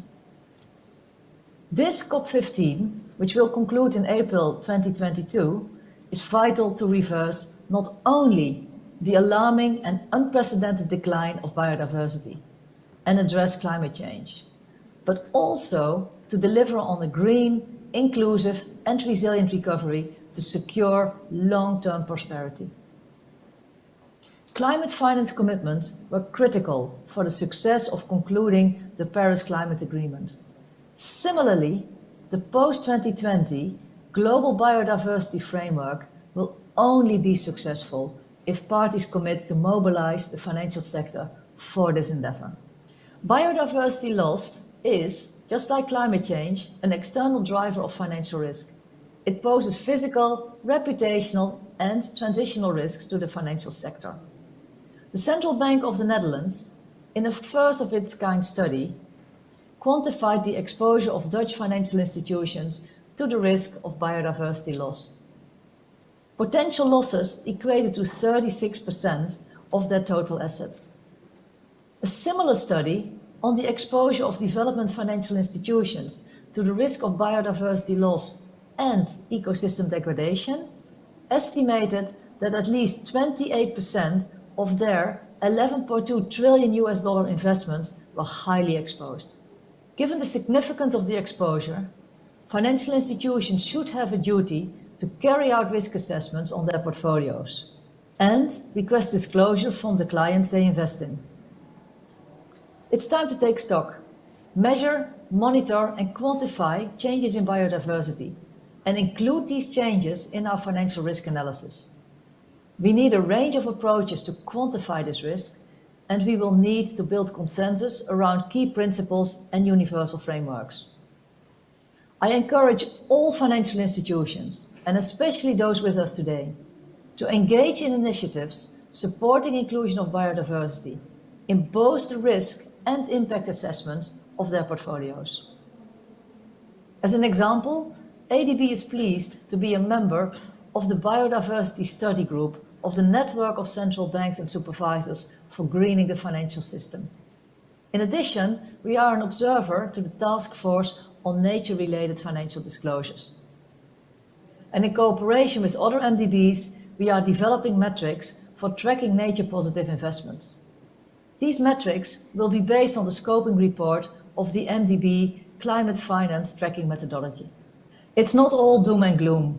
The Future of Nature and Business report estimated that the nature-based transition could generate $10 trillion in business opportunities and create 395 million jobs by 2030. This is an opportunity for financial sector institutions to catalyze green market development. I'm pleased to share that last month we issued ADB's first blue bonds worth $300 million. These are bonds where the well-being of a single natural ecosystem, in this case the ocean, is in focus. The proceeds will be used to expand our investments in sustainable fisheries, implement circular economy, and boost marine renewable energy, green ports, and shipping projects. With additional support, ocean investments can be equally successful as our green bond program, where ADB has issued $9.6 billion since 2010. We intend to partner closely with countries to issue national blue bonds and develop a local project pipeline. Since ADB launched its Action Plan for Healthy Oceans and Sustainable Blue Economies in 2019, we became acutely aware that multi-stakeholder and cross-sectoral approaches are absolutely essential to capture and create value for ecosystems and livelihoods. Governments play a key role in creating a conducive ecosystem for business and the financial sectors by setting conditions and incentives that encourage private investment in nature-positive projects.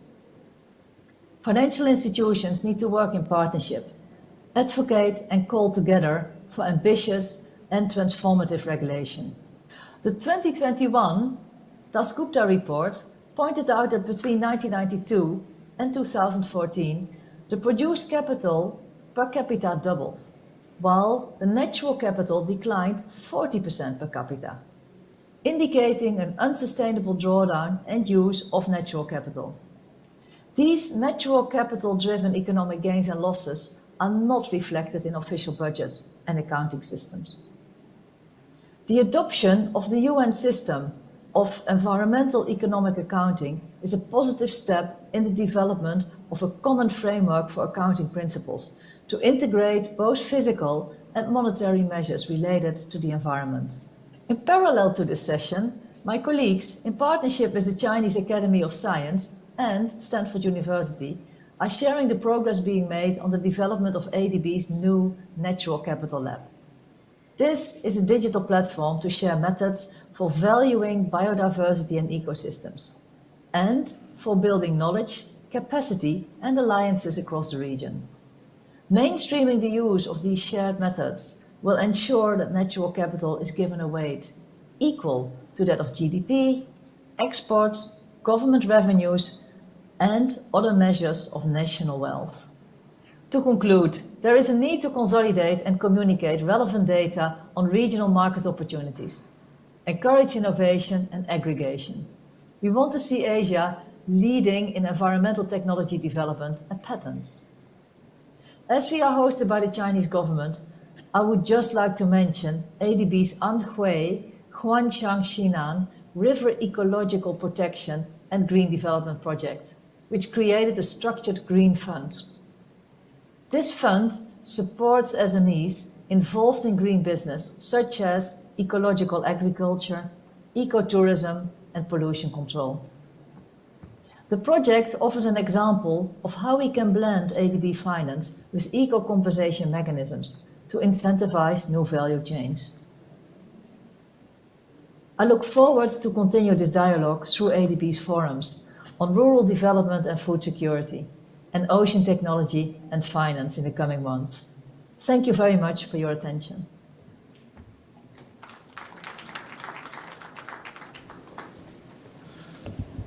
Thank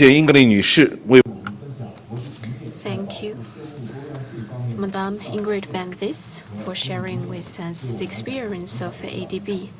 They're indeed quite informative and helpful.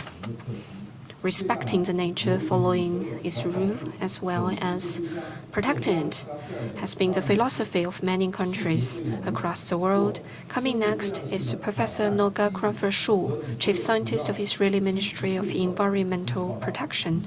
She will be sharing with us biodiversity challenges, opportunities, and key support responses of Israel. Countermeasures of Israel to support biodiversity. My name is Noga Kranfer-Shu, and I'm the Chief Scientist of the Israeli Ministry of Environmental Protection and a professor at Tel Aviv University. Israel is a very small country located in a meeting point of 3 continents, Europe, Asia, and Africa. It has 4 geographical regions and is characterized by steep altitude and rainfall gradient. These characteristics result in a higher than expected diversity of plants and animals from different origins, and therefore Israel is considered a biodiversity hotspot. Israel is also one of the most densely populated countries in the world, especially in the Mediterranean coastal region, and with a growth rate of about 2% per year by 2040, it is expected to be the most densely populated country in the OECD. All these characteristics result in a high demand for land and water, and because of its long borders and intense international trade, we also face the problem of invasive alien species. All these 3 result in a degradation of biodiversity. So what are the countermeasures Israel is using to deal with these 3 challenges? And I will start with land use. One way to protect biodiversity is the use of nature reserves and other protected areas. Israel Nature Reserves, in green in the map, covers about 30% of its area, and another 15% are protected to a certain degree by different means. However, most of these areas are in the desert. Only 10% are in the Mediterranean region, and less than 1% of the sea area is protected. Moreover, about 50% of our endangered species are found in non-protected areas, so clearly nature reserves are not enough. Another way to protect biodiversity is protecting urban nature. By managing and integrating nature in the urban environment, these open spaces turn into an appreciated asset which flourish and benefits both humans and biodiversity. Local authorities conduct urban nature surveys, which are collected to a national database, and Israel promotes implementing biodiversity considerations into municipal planning and management, education, and public awareness and activism. A third way to protect biodiversity-related land use is the formation of ecological corridors, which you see here on the map in green. Ecological corridors are a sequence of open natural areas that create connectivity between natural areas and habitats, and is essential for preventing the extinction of animals and plants, especially in the face of climate change and climate ecological migration. the migration of species northwards with the shift of the ecological niche.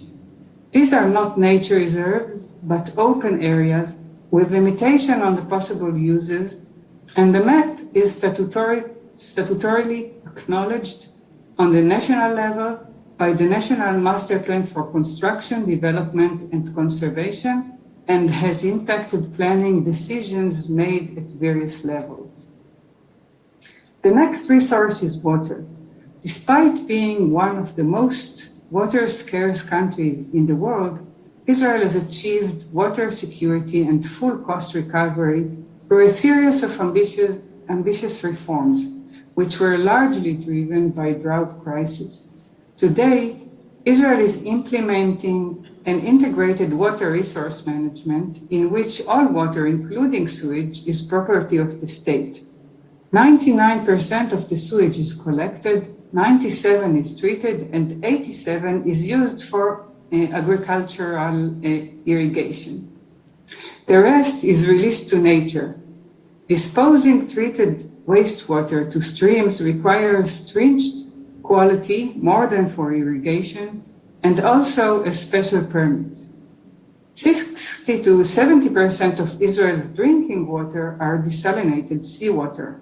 However, this leaves only 1% for nature, which clearly is not enough, and we are trying to create solutions which will leave larger amounts of natural water to nature. Invasive species are recognized as the second biggest threat to biodiversity and ecosystems after habitat destruction. Our ministry conducted a cost-benefit analysis of prevention and the cost of management or eradication in Israel, and the results suggest that the cost of prevention is merely less than 10% of the cost of management. The Ministry of Environmental Protection is submitting a law for the prevention and treatment of invasive alien species in Israel, and a special unit for treating invasive alien species was formed. More general solutions to promote biodiversity conservation is governmental funds which support the protection and rehabilitation of habitats and biodiversity, and we have 4 of them which are related to biodiversity. The Quarries Rehabilitation Fund, Marine Pollution Prevention Fund, Maintenance of Cleanless Fauna, and the Open Landscape Fund. The fund's income is % of the related activity returns and fines, and are earmarked for environmental protection activities. The last interesting initiative I would like to present is the Teva Biz initiative, a collaboration between the Society for the Protection of Nature in Israel, the Nature Reserve Authority, and the Ministry of Environmental Protection. It offers businesses and companies management tools, biodiversity reporting protocols, and support for promoting organizational processes to integrate procedures, guidelines, and organizational culture to preserve biodiversity.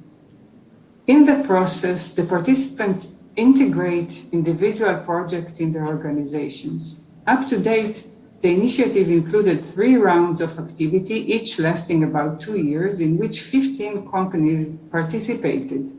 These included national infrastructure companies, agriculture, tourism, and mining companies, and the subject covered by the initiatives included core issues related to biodiversity, such as invasive species, light pollution, endangered plants, sustainable agriculture, ecotourism, infrastructure, and ecological fragmentation.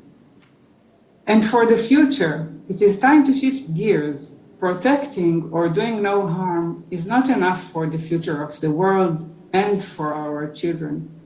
We have to become nature positive, to restore and not only to protect.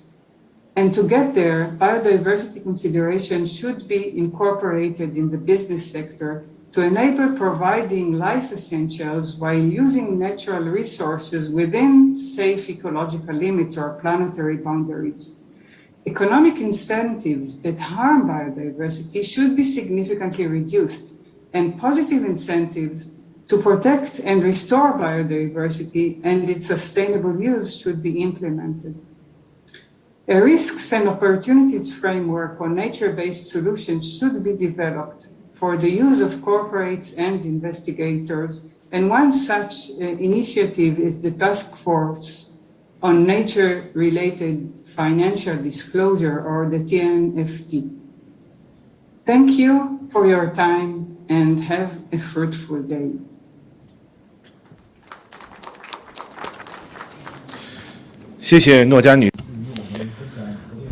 Thank you, Madame Noga Shore, for sharing with us the biodiversity conservation practices in Israel. And Shanghai as one of the first batch of green finance pilot cities.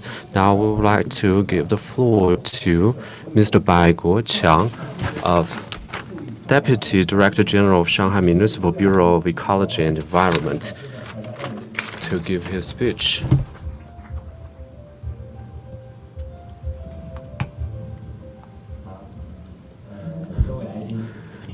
Distinguished guests, ladies and gentlemen, good morning. First of all, I would like to thank the organizing committee for giving me this opportunity to share with you the practices of green financing in favor of biodiversity by Shanghai Municipality. First of all, I would like to take a couple of minutes to share with you what we are doing during Shanghai in terms of biodiversity conservation. When it comes to Shanghai, everybody would think of a metropolis because it is located at the river mouths of Yangtze River and the Qiantang River, and that brings us very rich biodiversity. And we are rich in fauna and flora resources, in particular fish species and birds.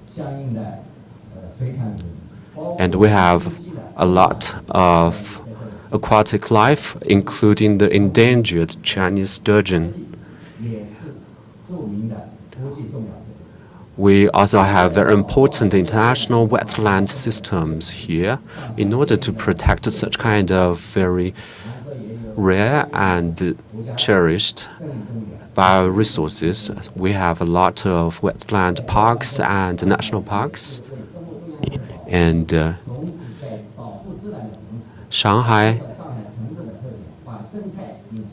we also introduce our ecological environment into our urban development over the past years. If you visit Shanghai, you will find that the Huangpu River and Suzhou River are now have a brand new landscape, and the riverside green belt and also the riverside scenery belt has already been taking place. And the ecological rehabilitation and restoration is also underway with a huge amount of investment. And this is the Dongtan Migratory National Nature Reserve.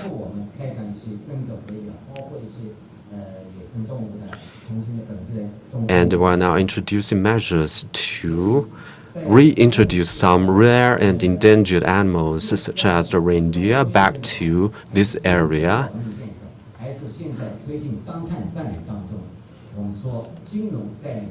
Financing is playing a very important role in this area, and Shanghai is playing a very important role in financing sectors. Now we are implementing and formulating our own carbon peak and carbon neutrality plans according to the national plan. And we are now also studying to build a green traffic hub in Shanghai. In July the 16th, we have launched our national carbon trade market in Shanghai. Shanghai is also one of the earliest carbon trade pilot areas in China, and with the development of over past years, Currently, our pilot areas has covered over 27 areas and more than thousands of businesses. And our pilot covers carbon bond and many more. We're now innovating on more and more products and services in this area.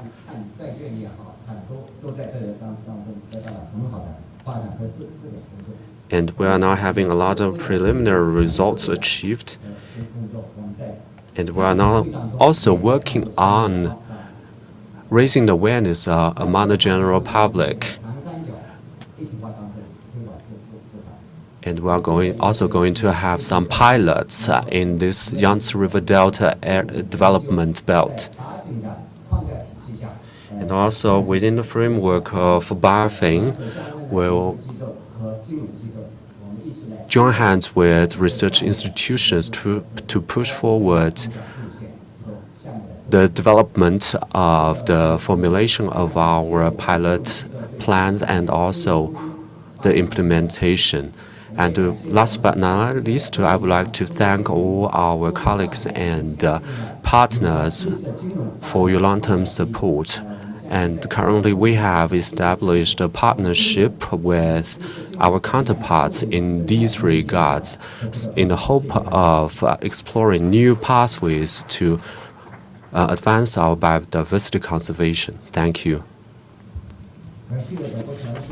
Thank you, Mr. Bai Guoqiang, for showcasing us what Shanghai has done in biodiversity conservation and financing support. In this regard, we look forward to more cooperation with Shanghai municipality in the future. That's all for this session. Thank you very much, all the speakers. And later on, we are going to have the next session of our subforum, the dialogue. Now, we would like to give the floor to Mr. Ma Chaode, Assistant Resident Representative of UNDP China, to moderate the next session.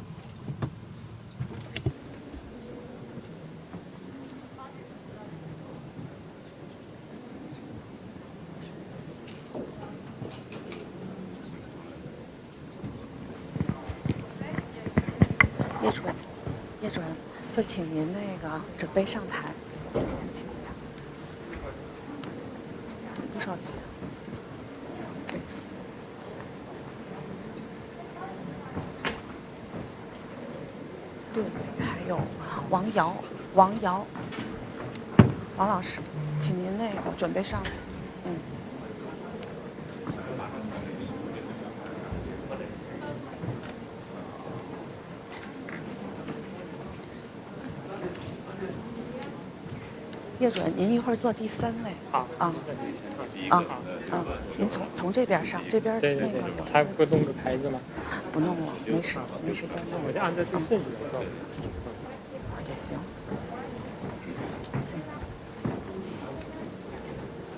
行。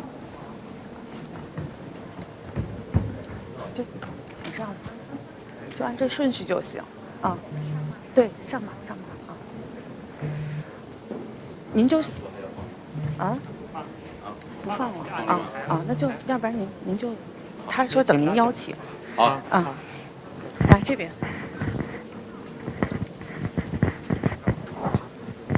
好，非常感谢。I would like to thank the organizers for giving me the opportunity to moderate the coming session. Distinguished Madame Bai Yating, distinguished guests, ladies and gentlemen, it's a great pleasure for me to meet experts, scholars, and representatives in Kunming City in October. Now I would like to invite the participants for the dialogue. Please join us on the podium.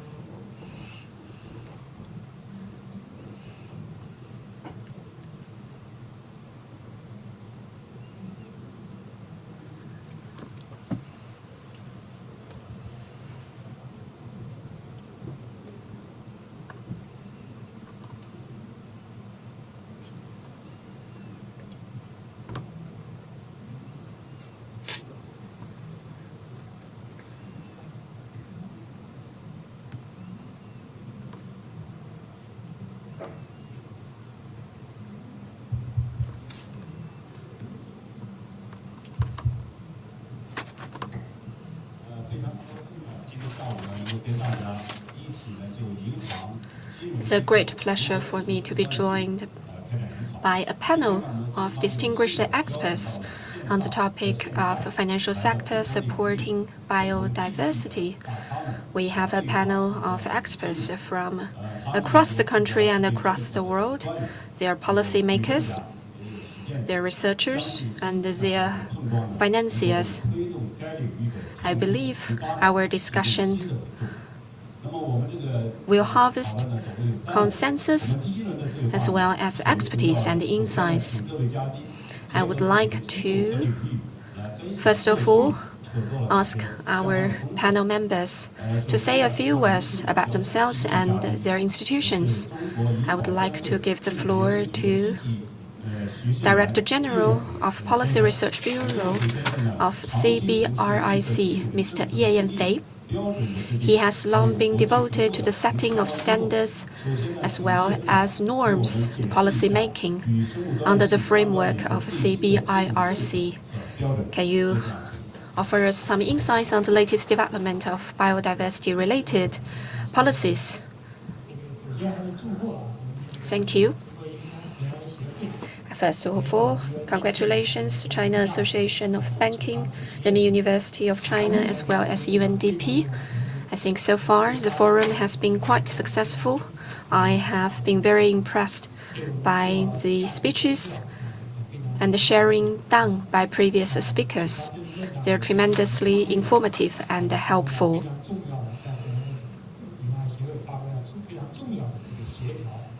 I also would like to thank the organizers for their efforts and preparation for the event. In the opening session, Mr. Liu Liange, Mr. Tian Guoli, Mr. Zhang Qingsong have all shared with us their insights and expertise. In terms of the value, financial sector, especially the banking sector, ranked #1 globally. Also, their revenues rank first globally. I think this is the very first time the banking industry has joined together to support biodiversity conservation. I think this marks a milestone for the banking industry. Later, Mr. Pan will release a joint declaration of the financial sector on supporting biodiversity conservation. I hope biodiversity conservation and ecological civilization construction will become the mainstream of the financial sector, with more financial resources flowing into this particular field and domain.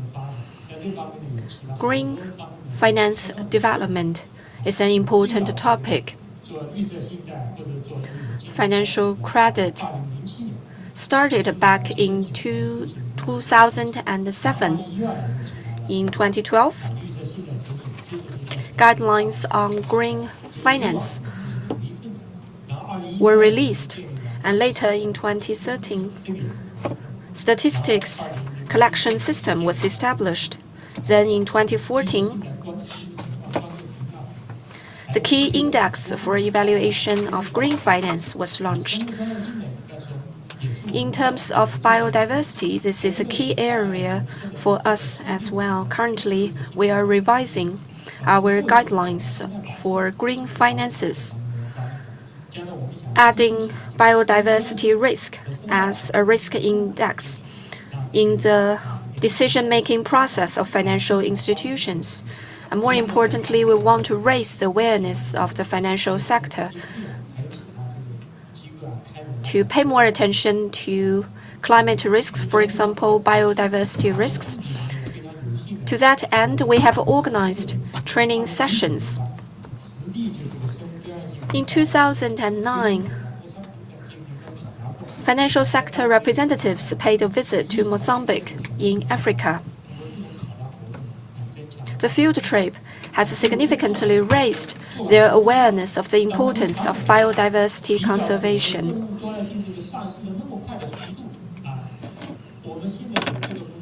what we are currently doing is still not quite enough. We still have a long way to go, and we need to reinforce our efforts continuously.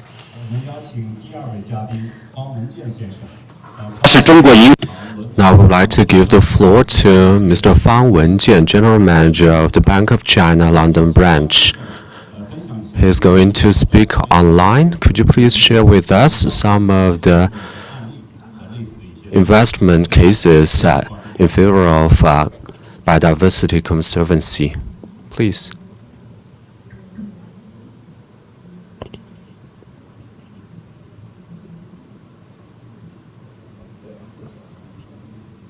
And we have done some practice in nature positive practices. And just now, as we mentioned, we have formulated a 14th five-year plan on biodiversity conservation in relation to the financial sectors.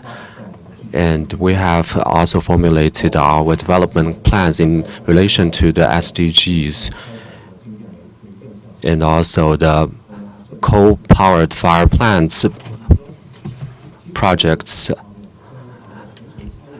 In terms of international engagement, and we have issued the first biodiversity featured green bond and blue bond worldwide, and we also give loan to the world's largest photovoltaic power plants and wind farms, and also offshore wind farms.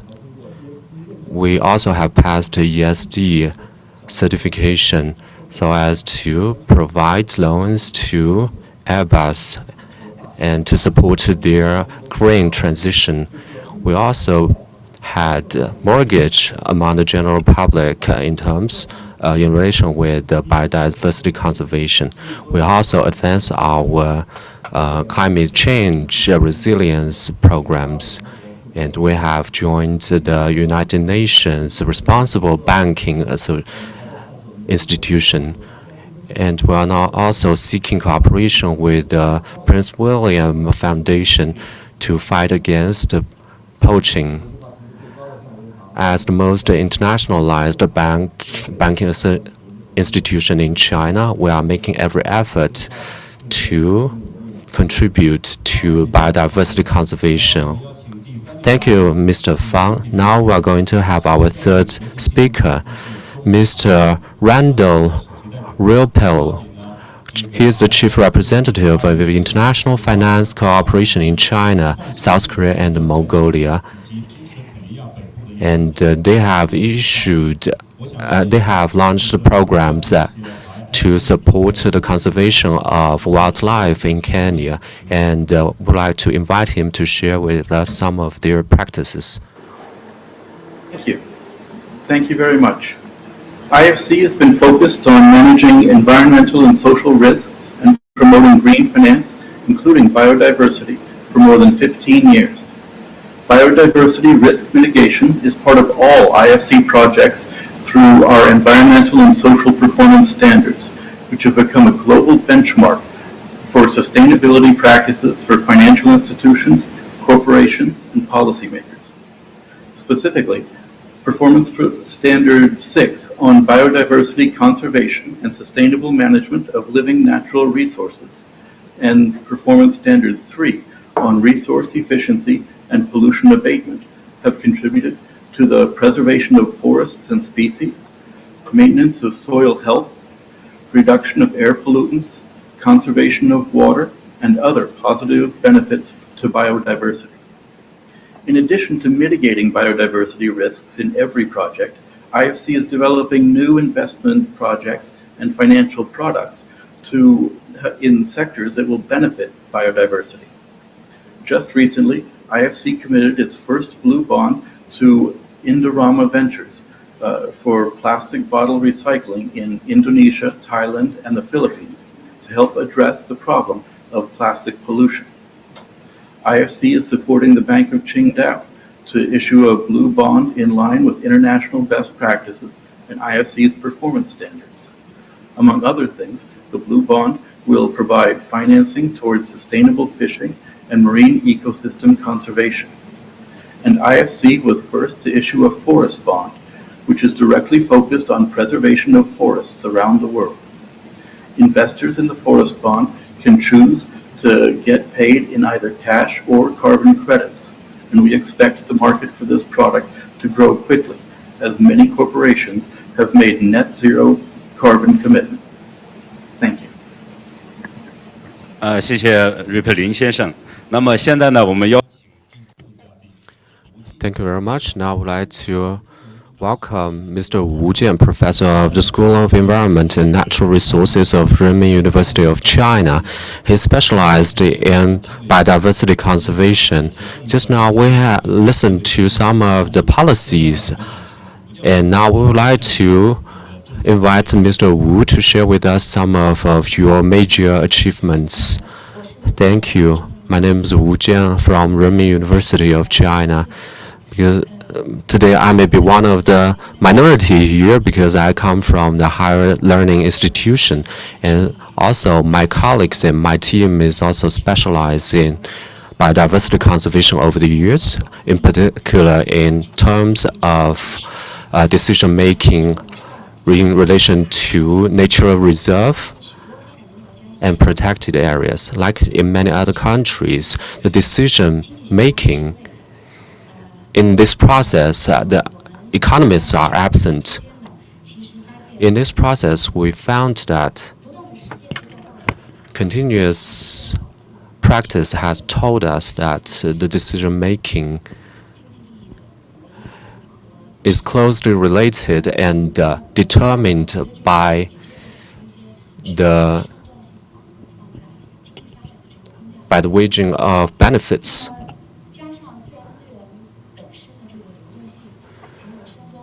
Taking into consideration the flowing characteristics of natural and biological resources and a lot of uncertainties in these policies, as well as the uncertainty and the dependence of our preservation practices, all these has gave us a lot of challenges and difficulties in our biodiversity conservation. In our previous work, we actually focused on three areas. First, we have carried out the financial value accounting in different places and to introduce the biodiversity conservation into our financial decision-making process. Second, in our study, we assessed the biodiversity conservation budgets of different nature reserves so as to provide guidance for the future work direction of these organizations. Third, we focus more on our incentive mechanisms. We hope to come up with some policy instruments. For instance, in some major academic research projects, we come up with the concept of government-led biological incentives. We hope that these projects and programs can lead the general public to see more about biodiversity conservation. And all these areas are the key areas that we need to further our work in the future. Thank you very much for sharing with us some of your preliminary work achievements. Now we would like to give the floor to Mr. Paul Shriweave, CEO of Rabobank. So could you share with us some of your ideas on what you have done back in Rabobank? I'm aware that you have joined the TNFD, and what you have done in the past years, could you share with us? Thank you. And experts, it gives me great pleasure and an honor on behalf of Rabobank to share with you some of the efforts that we as an organization have taken on biodiversity. On my way to Kunming, I watched in the flight again the documentary from David Attenborough's Testament, Alive on Our Planet.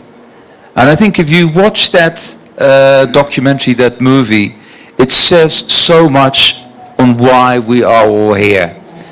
And visuals often say more than words. So I would really encourage, and I do this also with our team, show that documentary. We are all consumers in this world, and that documentary, I think, says so much about what we need to do. And that's why we are here. As you are all aware, human activities are destroying our natural world and leading to extinction of animal and plant species. And David Attenborough and many others, and it was also mentioned earlier on, how we're about on this 6th mass extinction if we don't act. And that brings me to Rabobank. Rabobank is a cooperative bank with its origins in food and agriculture. And we have a global footprint, globally working in 39 countries, including China. As a cooperative bank, we actively support transitions that have an impact on society and the direct living environment. The focus on sustainability is ingrained in the DNA of our bank, and we have been proud to have been recognized for the 3rd time successfully as the most sustainable bank by Sustainalytics. Protecting and conserving biodiversity and maintaining ecosystem services and adequately managing natural resources is fundamental to sustainable development and is already part of our bank's sustainability policy. We have also been mentioned by WWF in the September report, Can Debt Capital Markets Save the Planet?, as one of the only 2 banks that is being tabled as net zero.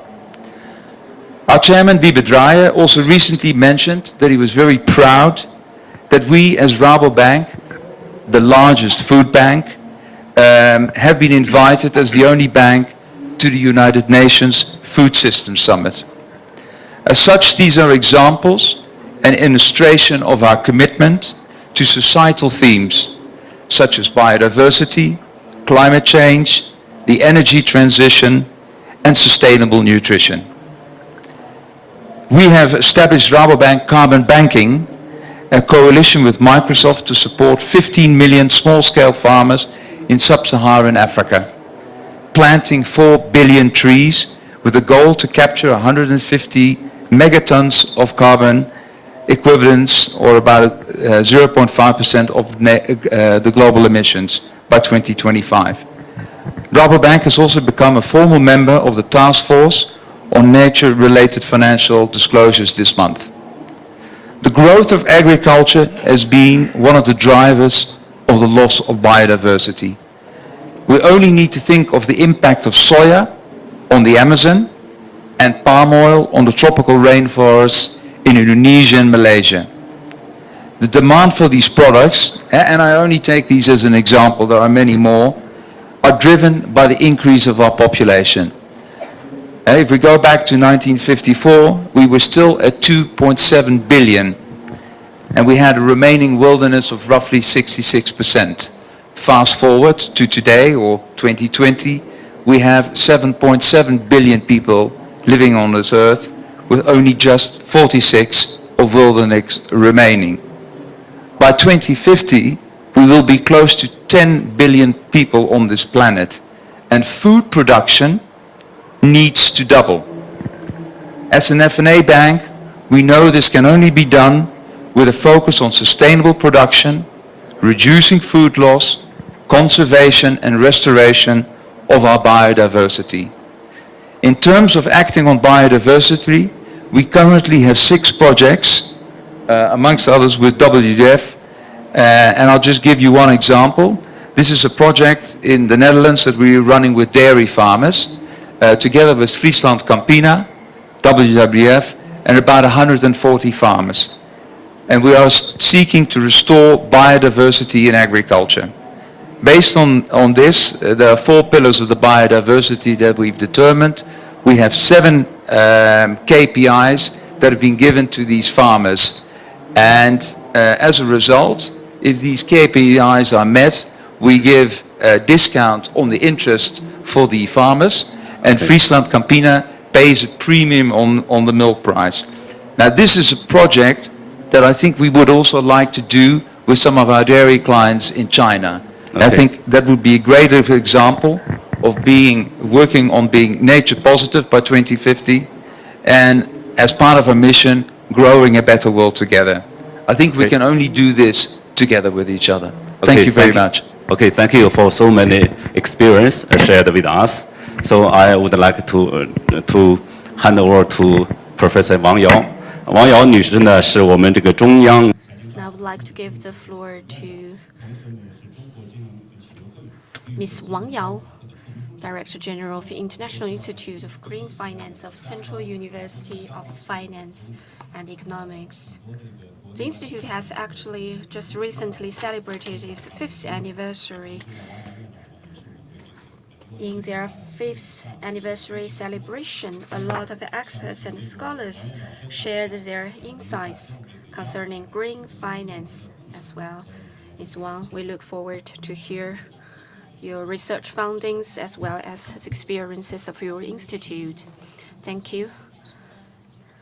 I would like to thank UNDP for their many years' support and collaboration with us in promoting research and study into green finance.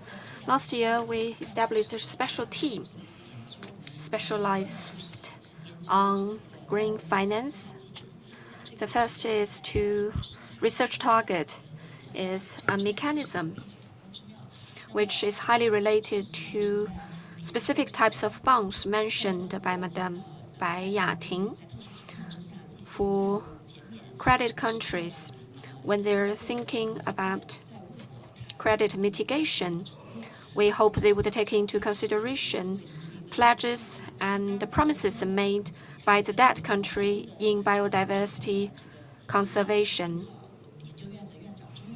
And also I learned from Mr. Zhong, Director of Tobacco Institute of Yunnan Province, concerning a mechanism supporting natural exchanges. This will be another of our research fields in the future as well. We have also been working on Belt and Road Initiative Green Development Plan. This is a traffic light plan for us. We have included biodiversity risk into the risk management of Belt and Road projects and development. So we have red light projects, yellow light projects, and green light projects. Green light projects are those projects that are safe to go in terms of biodiversity protection. For yellow light projects, further evaluation and investigation are required, and for red light projects, it's better to halt the project because of biodiversity risks. We have been also working with provincial governments in promoting the consideration of biodiversity preservation into policy making and green development design. Also, we are also part of TNFD. In 2023, a similar TCFD framework will be released, and we hope to make our due contribution. Back in 2014, together with Oxford universities and other institutions of higher learning, we have launched Alliance. And this year, we hosted the 4th annual meeting, and biodiversity was a very important subject during the 4th annual meeting. Thank you. Now I would like to give the floor to Ms. Wang Wei. China Country Executive of Bank of America, responsible for businesses of mainland China as well as Taiwan and Hong Kong. As a representative of the banking industry, Ms. Wang, what are some of the experience you have concerning biodiversity conservation? 嘉宾，大家早上好，我是王伟，是。Thank you. My name is Wang Wei. I'm the China Country Executive of Bank of America. ESG refers to environmental society and societal governance. This is a very important standard as well as expectation from the investors for the banking industry. Today our topic is financial sector supporting biodiversity. We believe this is an important part for the future development of banking industry. Bank of China has long pledged to protect biodiversity. We pledge to invest $1.5 trillion to promote ecological conservation. And in terms of green finance, we have invested over $200 billion. And in the future, Bank of America has also pledged to reach net zero. We hope through sustainable development, we could provide the participation of financing in ecological conservation and promotion. We have some experiences in green finance, and we believe those finances can help us to take a greater role in UN CBD as well as achievement of other SDGs. We have been working with IFC to issue the very first forest bond globally. We invested in climate adaptive agricultural specific fund recently. We have included natural related indicators into the decision-making process of our financial practices. We have been providing credit to enterprises and companies that are doing work conducive to ecological progress and biodiversity conservation. That's a quick summary of some of our efforts in the regard. Thank you. Thank you, Madam Wang. 他是伦敦绿色金融研究所的首席执行官，仍然在这个投资银行的这个企业金融领域呢深耕了20年，并且呢，因为在这个绿色金融领域的杰出工作 ，and she has been awarded the UK declaration for her remarkable achievements. And could you share with us some of your work your organization have done in support of financial and biodiversity? So, away from nature negative activities and towards nature's protection and restoration.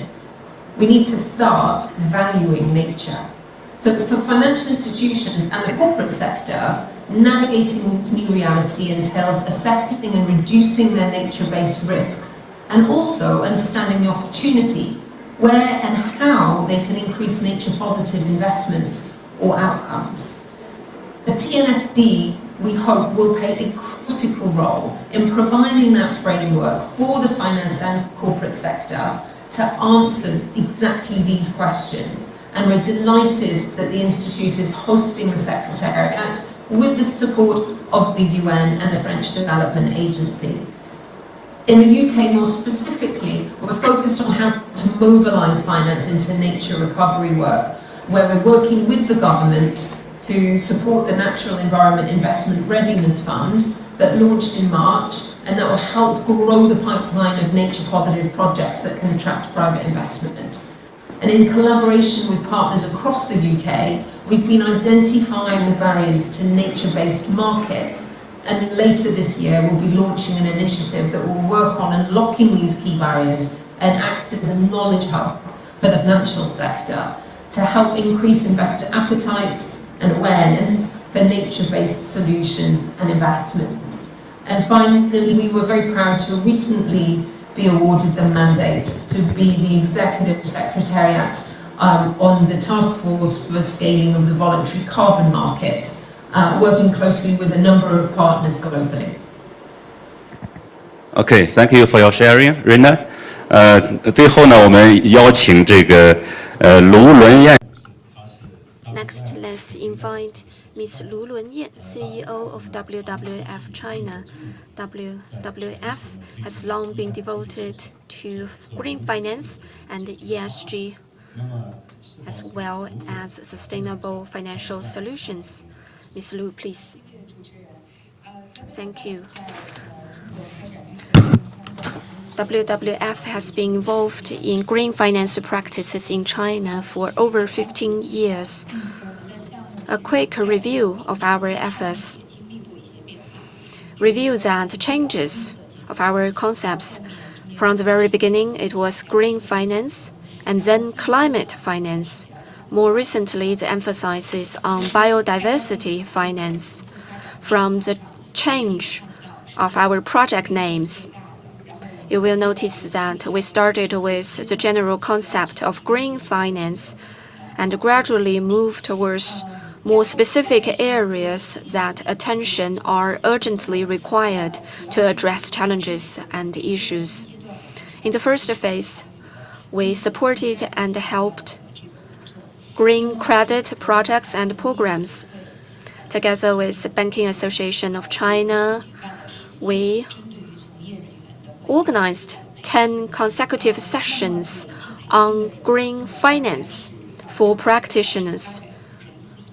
Every year, approximately 800 people can participate in our training session to increase their capacity.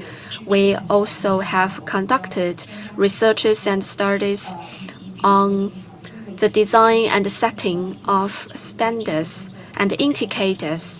This is an ongoing effort for us. Today, I would like to take the opportunity to talk about a bankable solution. This is one of our efforts globally. Back in 2012, we worked with Guizhou government to design a project concerning water service payment. We have some experiences in freshwater management, so we successfully attracted the investment from ADB. The second case I would like to share is that in Turkey, there's a river, Biok. There are 3 protected wetlands and 5 national parks in its drainage basin, yet in the upstream, textile industry has set up various factories and workshops. We relied on grants to support SMEs of textile industry to conduct feasibility studies. On the basis of those studies, we managed to obtain a credit of 20 million. The credit was used to help them reinvent their drainage system and their usage of water. The last case I would like to share is a case in the Netherlands. Together with financial institutions in Netherlands, we set up a fund totaling 160 million euros, supporting dozens of biodiversity-related projects across the country. We also managed to attract a private capital of 500 million euros. Thank you. Thank you so much. The closing ceremony will be convened at 12 o'clock. We face a lot of challenges, and all of those challenges require our joint efforts to tackle them. So I hope to ask our panelists to summarize using one sentence. The future of financial sector supporting biodiversity. Mr. Ye, please.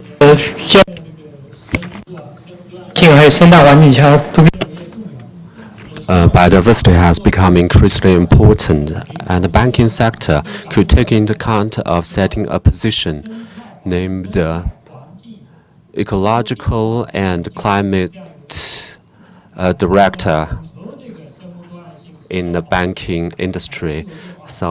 And the role of this position is to be in charge of all the biodiversity and ecological issues related.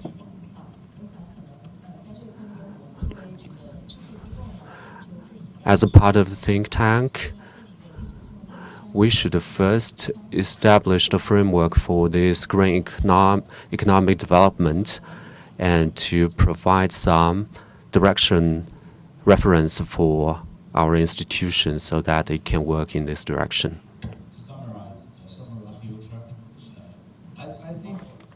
I think the financial institutions have an instrumental role. They are in the web of society in making everything possible in financing. So in that sense, we have a duty of care to biodiversity, to nature, advancing nature, to climate change. And we need that by pricing correctly. And we can only do that, and I think I'll refer to our mission, growing a better world together. And that's with all financial banks, it's with consumers, the business community, and universities to help solve this problem.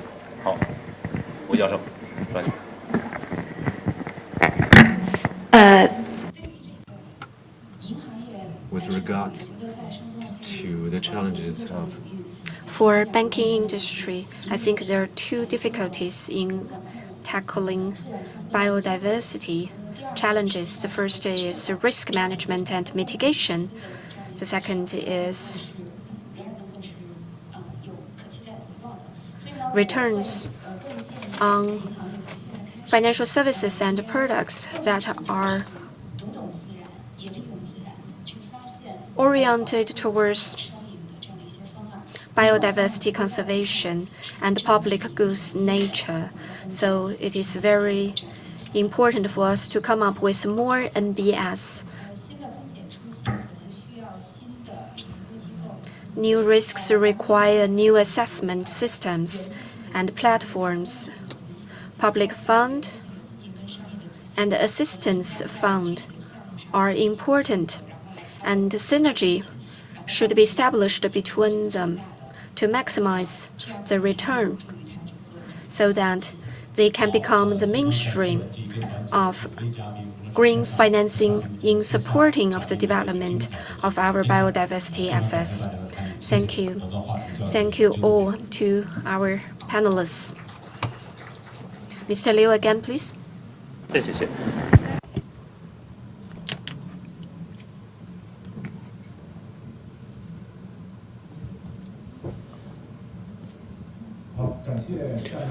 Thank you very much for your excellent discussion and dialogue in the previous session. Now we are moving on to the most important part of this Subforum. And all the banking institutions present here today and organizing this event now calling on the Chinese banking institutions to join this declaration in support of biodiversity conservation. Now I would like to give the floor to Mr. Pan Guangwei, Secretary of the Party Committee and full-time Vice President of China Banking Association, to jointly issue this commitment and declaration. We, as participants, supporters, and followers of the 15th Conference of the Parties to the United Nations Convention on Biological Diversity, meeting October 2021 in Kunming, Yunnan Province, China, committed to promoting the establishment of a global partnership on biodiversity and the finance, fully exploring and developing the potential of banking and financial institutions to invest in biodiversity and play a financial support role to achieve eco-friendly, sustainable, green, and inclusive development and build a shared future where man and nature live in harmony. To this end, we, the 36 banking and financial institutions, 24 foreign-based banking institutions and financial institutions, jointly declare to first, develop a biodiversity strategy, actively understand the Convention on Biological Diversity, and contribute to the implementation of the Kunming Declaration, as well as the post-2020 Global Biodiversity Framework and the National Biodiversity Strategy and Action Plan. We will study and formulate targets, roadmaps, and action plans for banks to support biodiversity, improve eco-friendly credit policies, explore eco-friendly investment and financing models, and provide eco-friendly financial services to promote win-win economic development and environmental protection. Second, strengthen biological risk control. Banks shall strengthen the protection and support of biodiversity in investment and financing activities and avoid behaviors that damage biodiversity. We will actively promote the strengthening of biodiversity-related risk identification and prevention and control in governance structure and core businesses. We will strengthen research of and build biodiversity risk management and risk prevention and control system, guide the flow of capital to eco-friendly projects, and help economic development transform to green and sustainable direction. Third, establish biodiversity preference. We shall incorporate biodiversity conservation into the scope of green financial support and use mature existing green financial products to raise funds for biodiversity conservation. We shall strengthen the thematic analysis and synergy between biodiversity conservation and climate and environmental management, explore and develop commercially sustainable biodiversity investment and financing opportunities, and promote financial resources to biodiversity conservation and nature-based solutions. Fourth, increase biodiversity investment and innovation. Focusing on biodiversity, climate change, and other fields, we will actively develop ecological credit, green bonds, and green credit assessment securitization in connection with our own business characteristics. Steadily carry out credit and pledge financing for environmental rights and interests and ecological compensation. Explore innovative products and mixed financing models such as green M&A financing, green capital management, climate bonds, and blue bonds. Promote the realization of ecological product values, and actively and steadily provide biological conservation with comprehensive financial services for biodiversity conservation. Fifth, do a good job of biodiversity disclosure.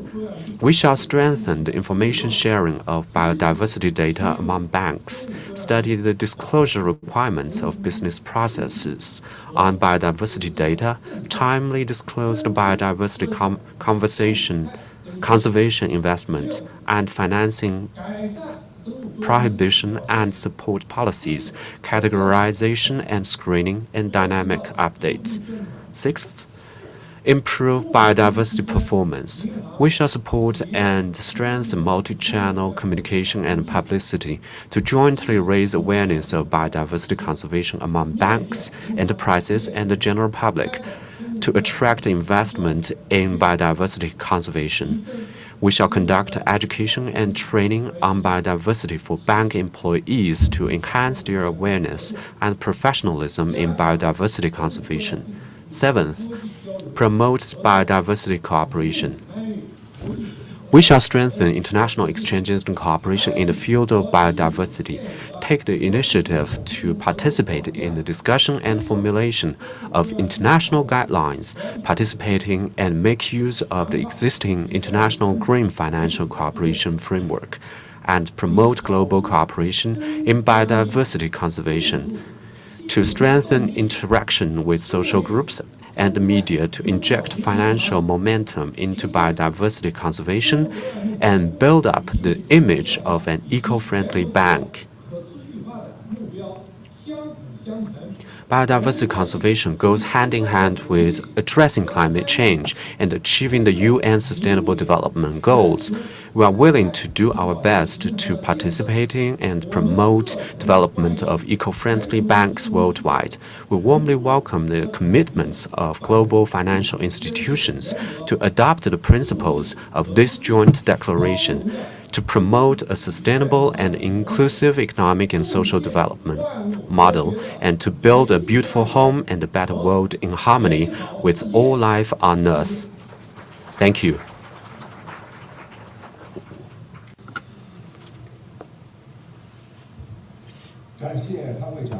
Thank you, Mr. Pan. The successful issue of the joint declaration cannot be achieved without the support of all participating members of the banking industry. I would like to thank Mr. Pan Guowei for his hard work in the designing as well as the revising of the joint declaration.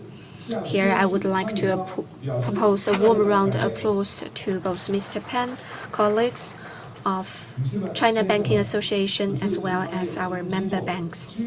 Ladies and gentlemen, this brings us to the conclusion of the Forum on Financial Sector Supporting Biodiversity. Today's forum should be a start for our continued efforts to continue to explore various approaches based on our joint declaration and commitment so that financial sector can become a major force protecting and preserving biodiversity. Thank you again for your participation and attendance. Thank you.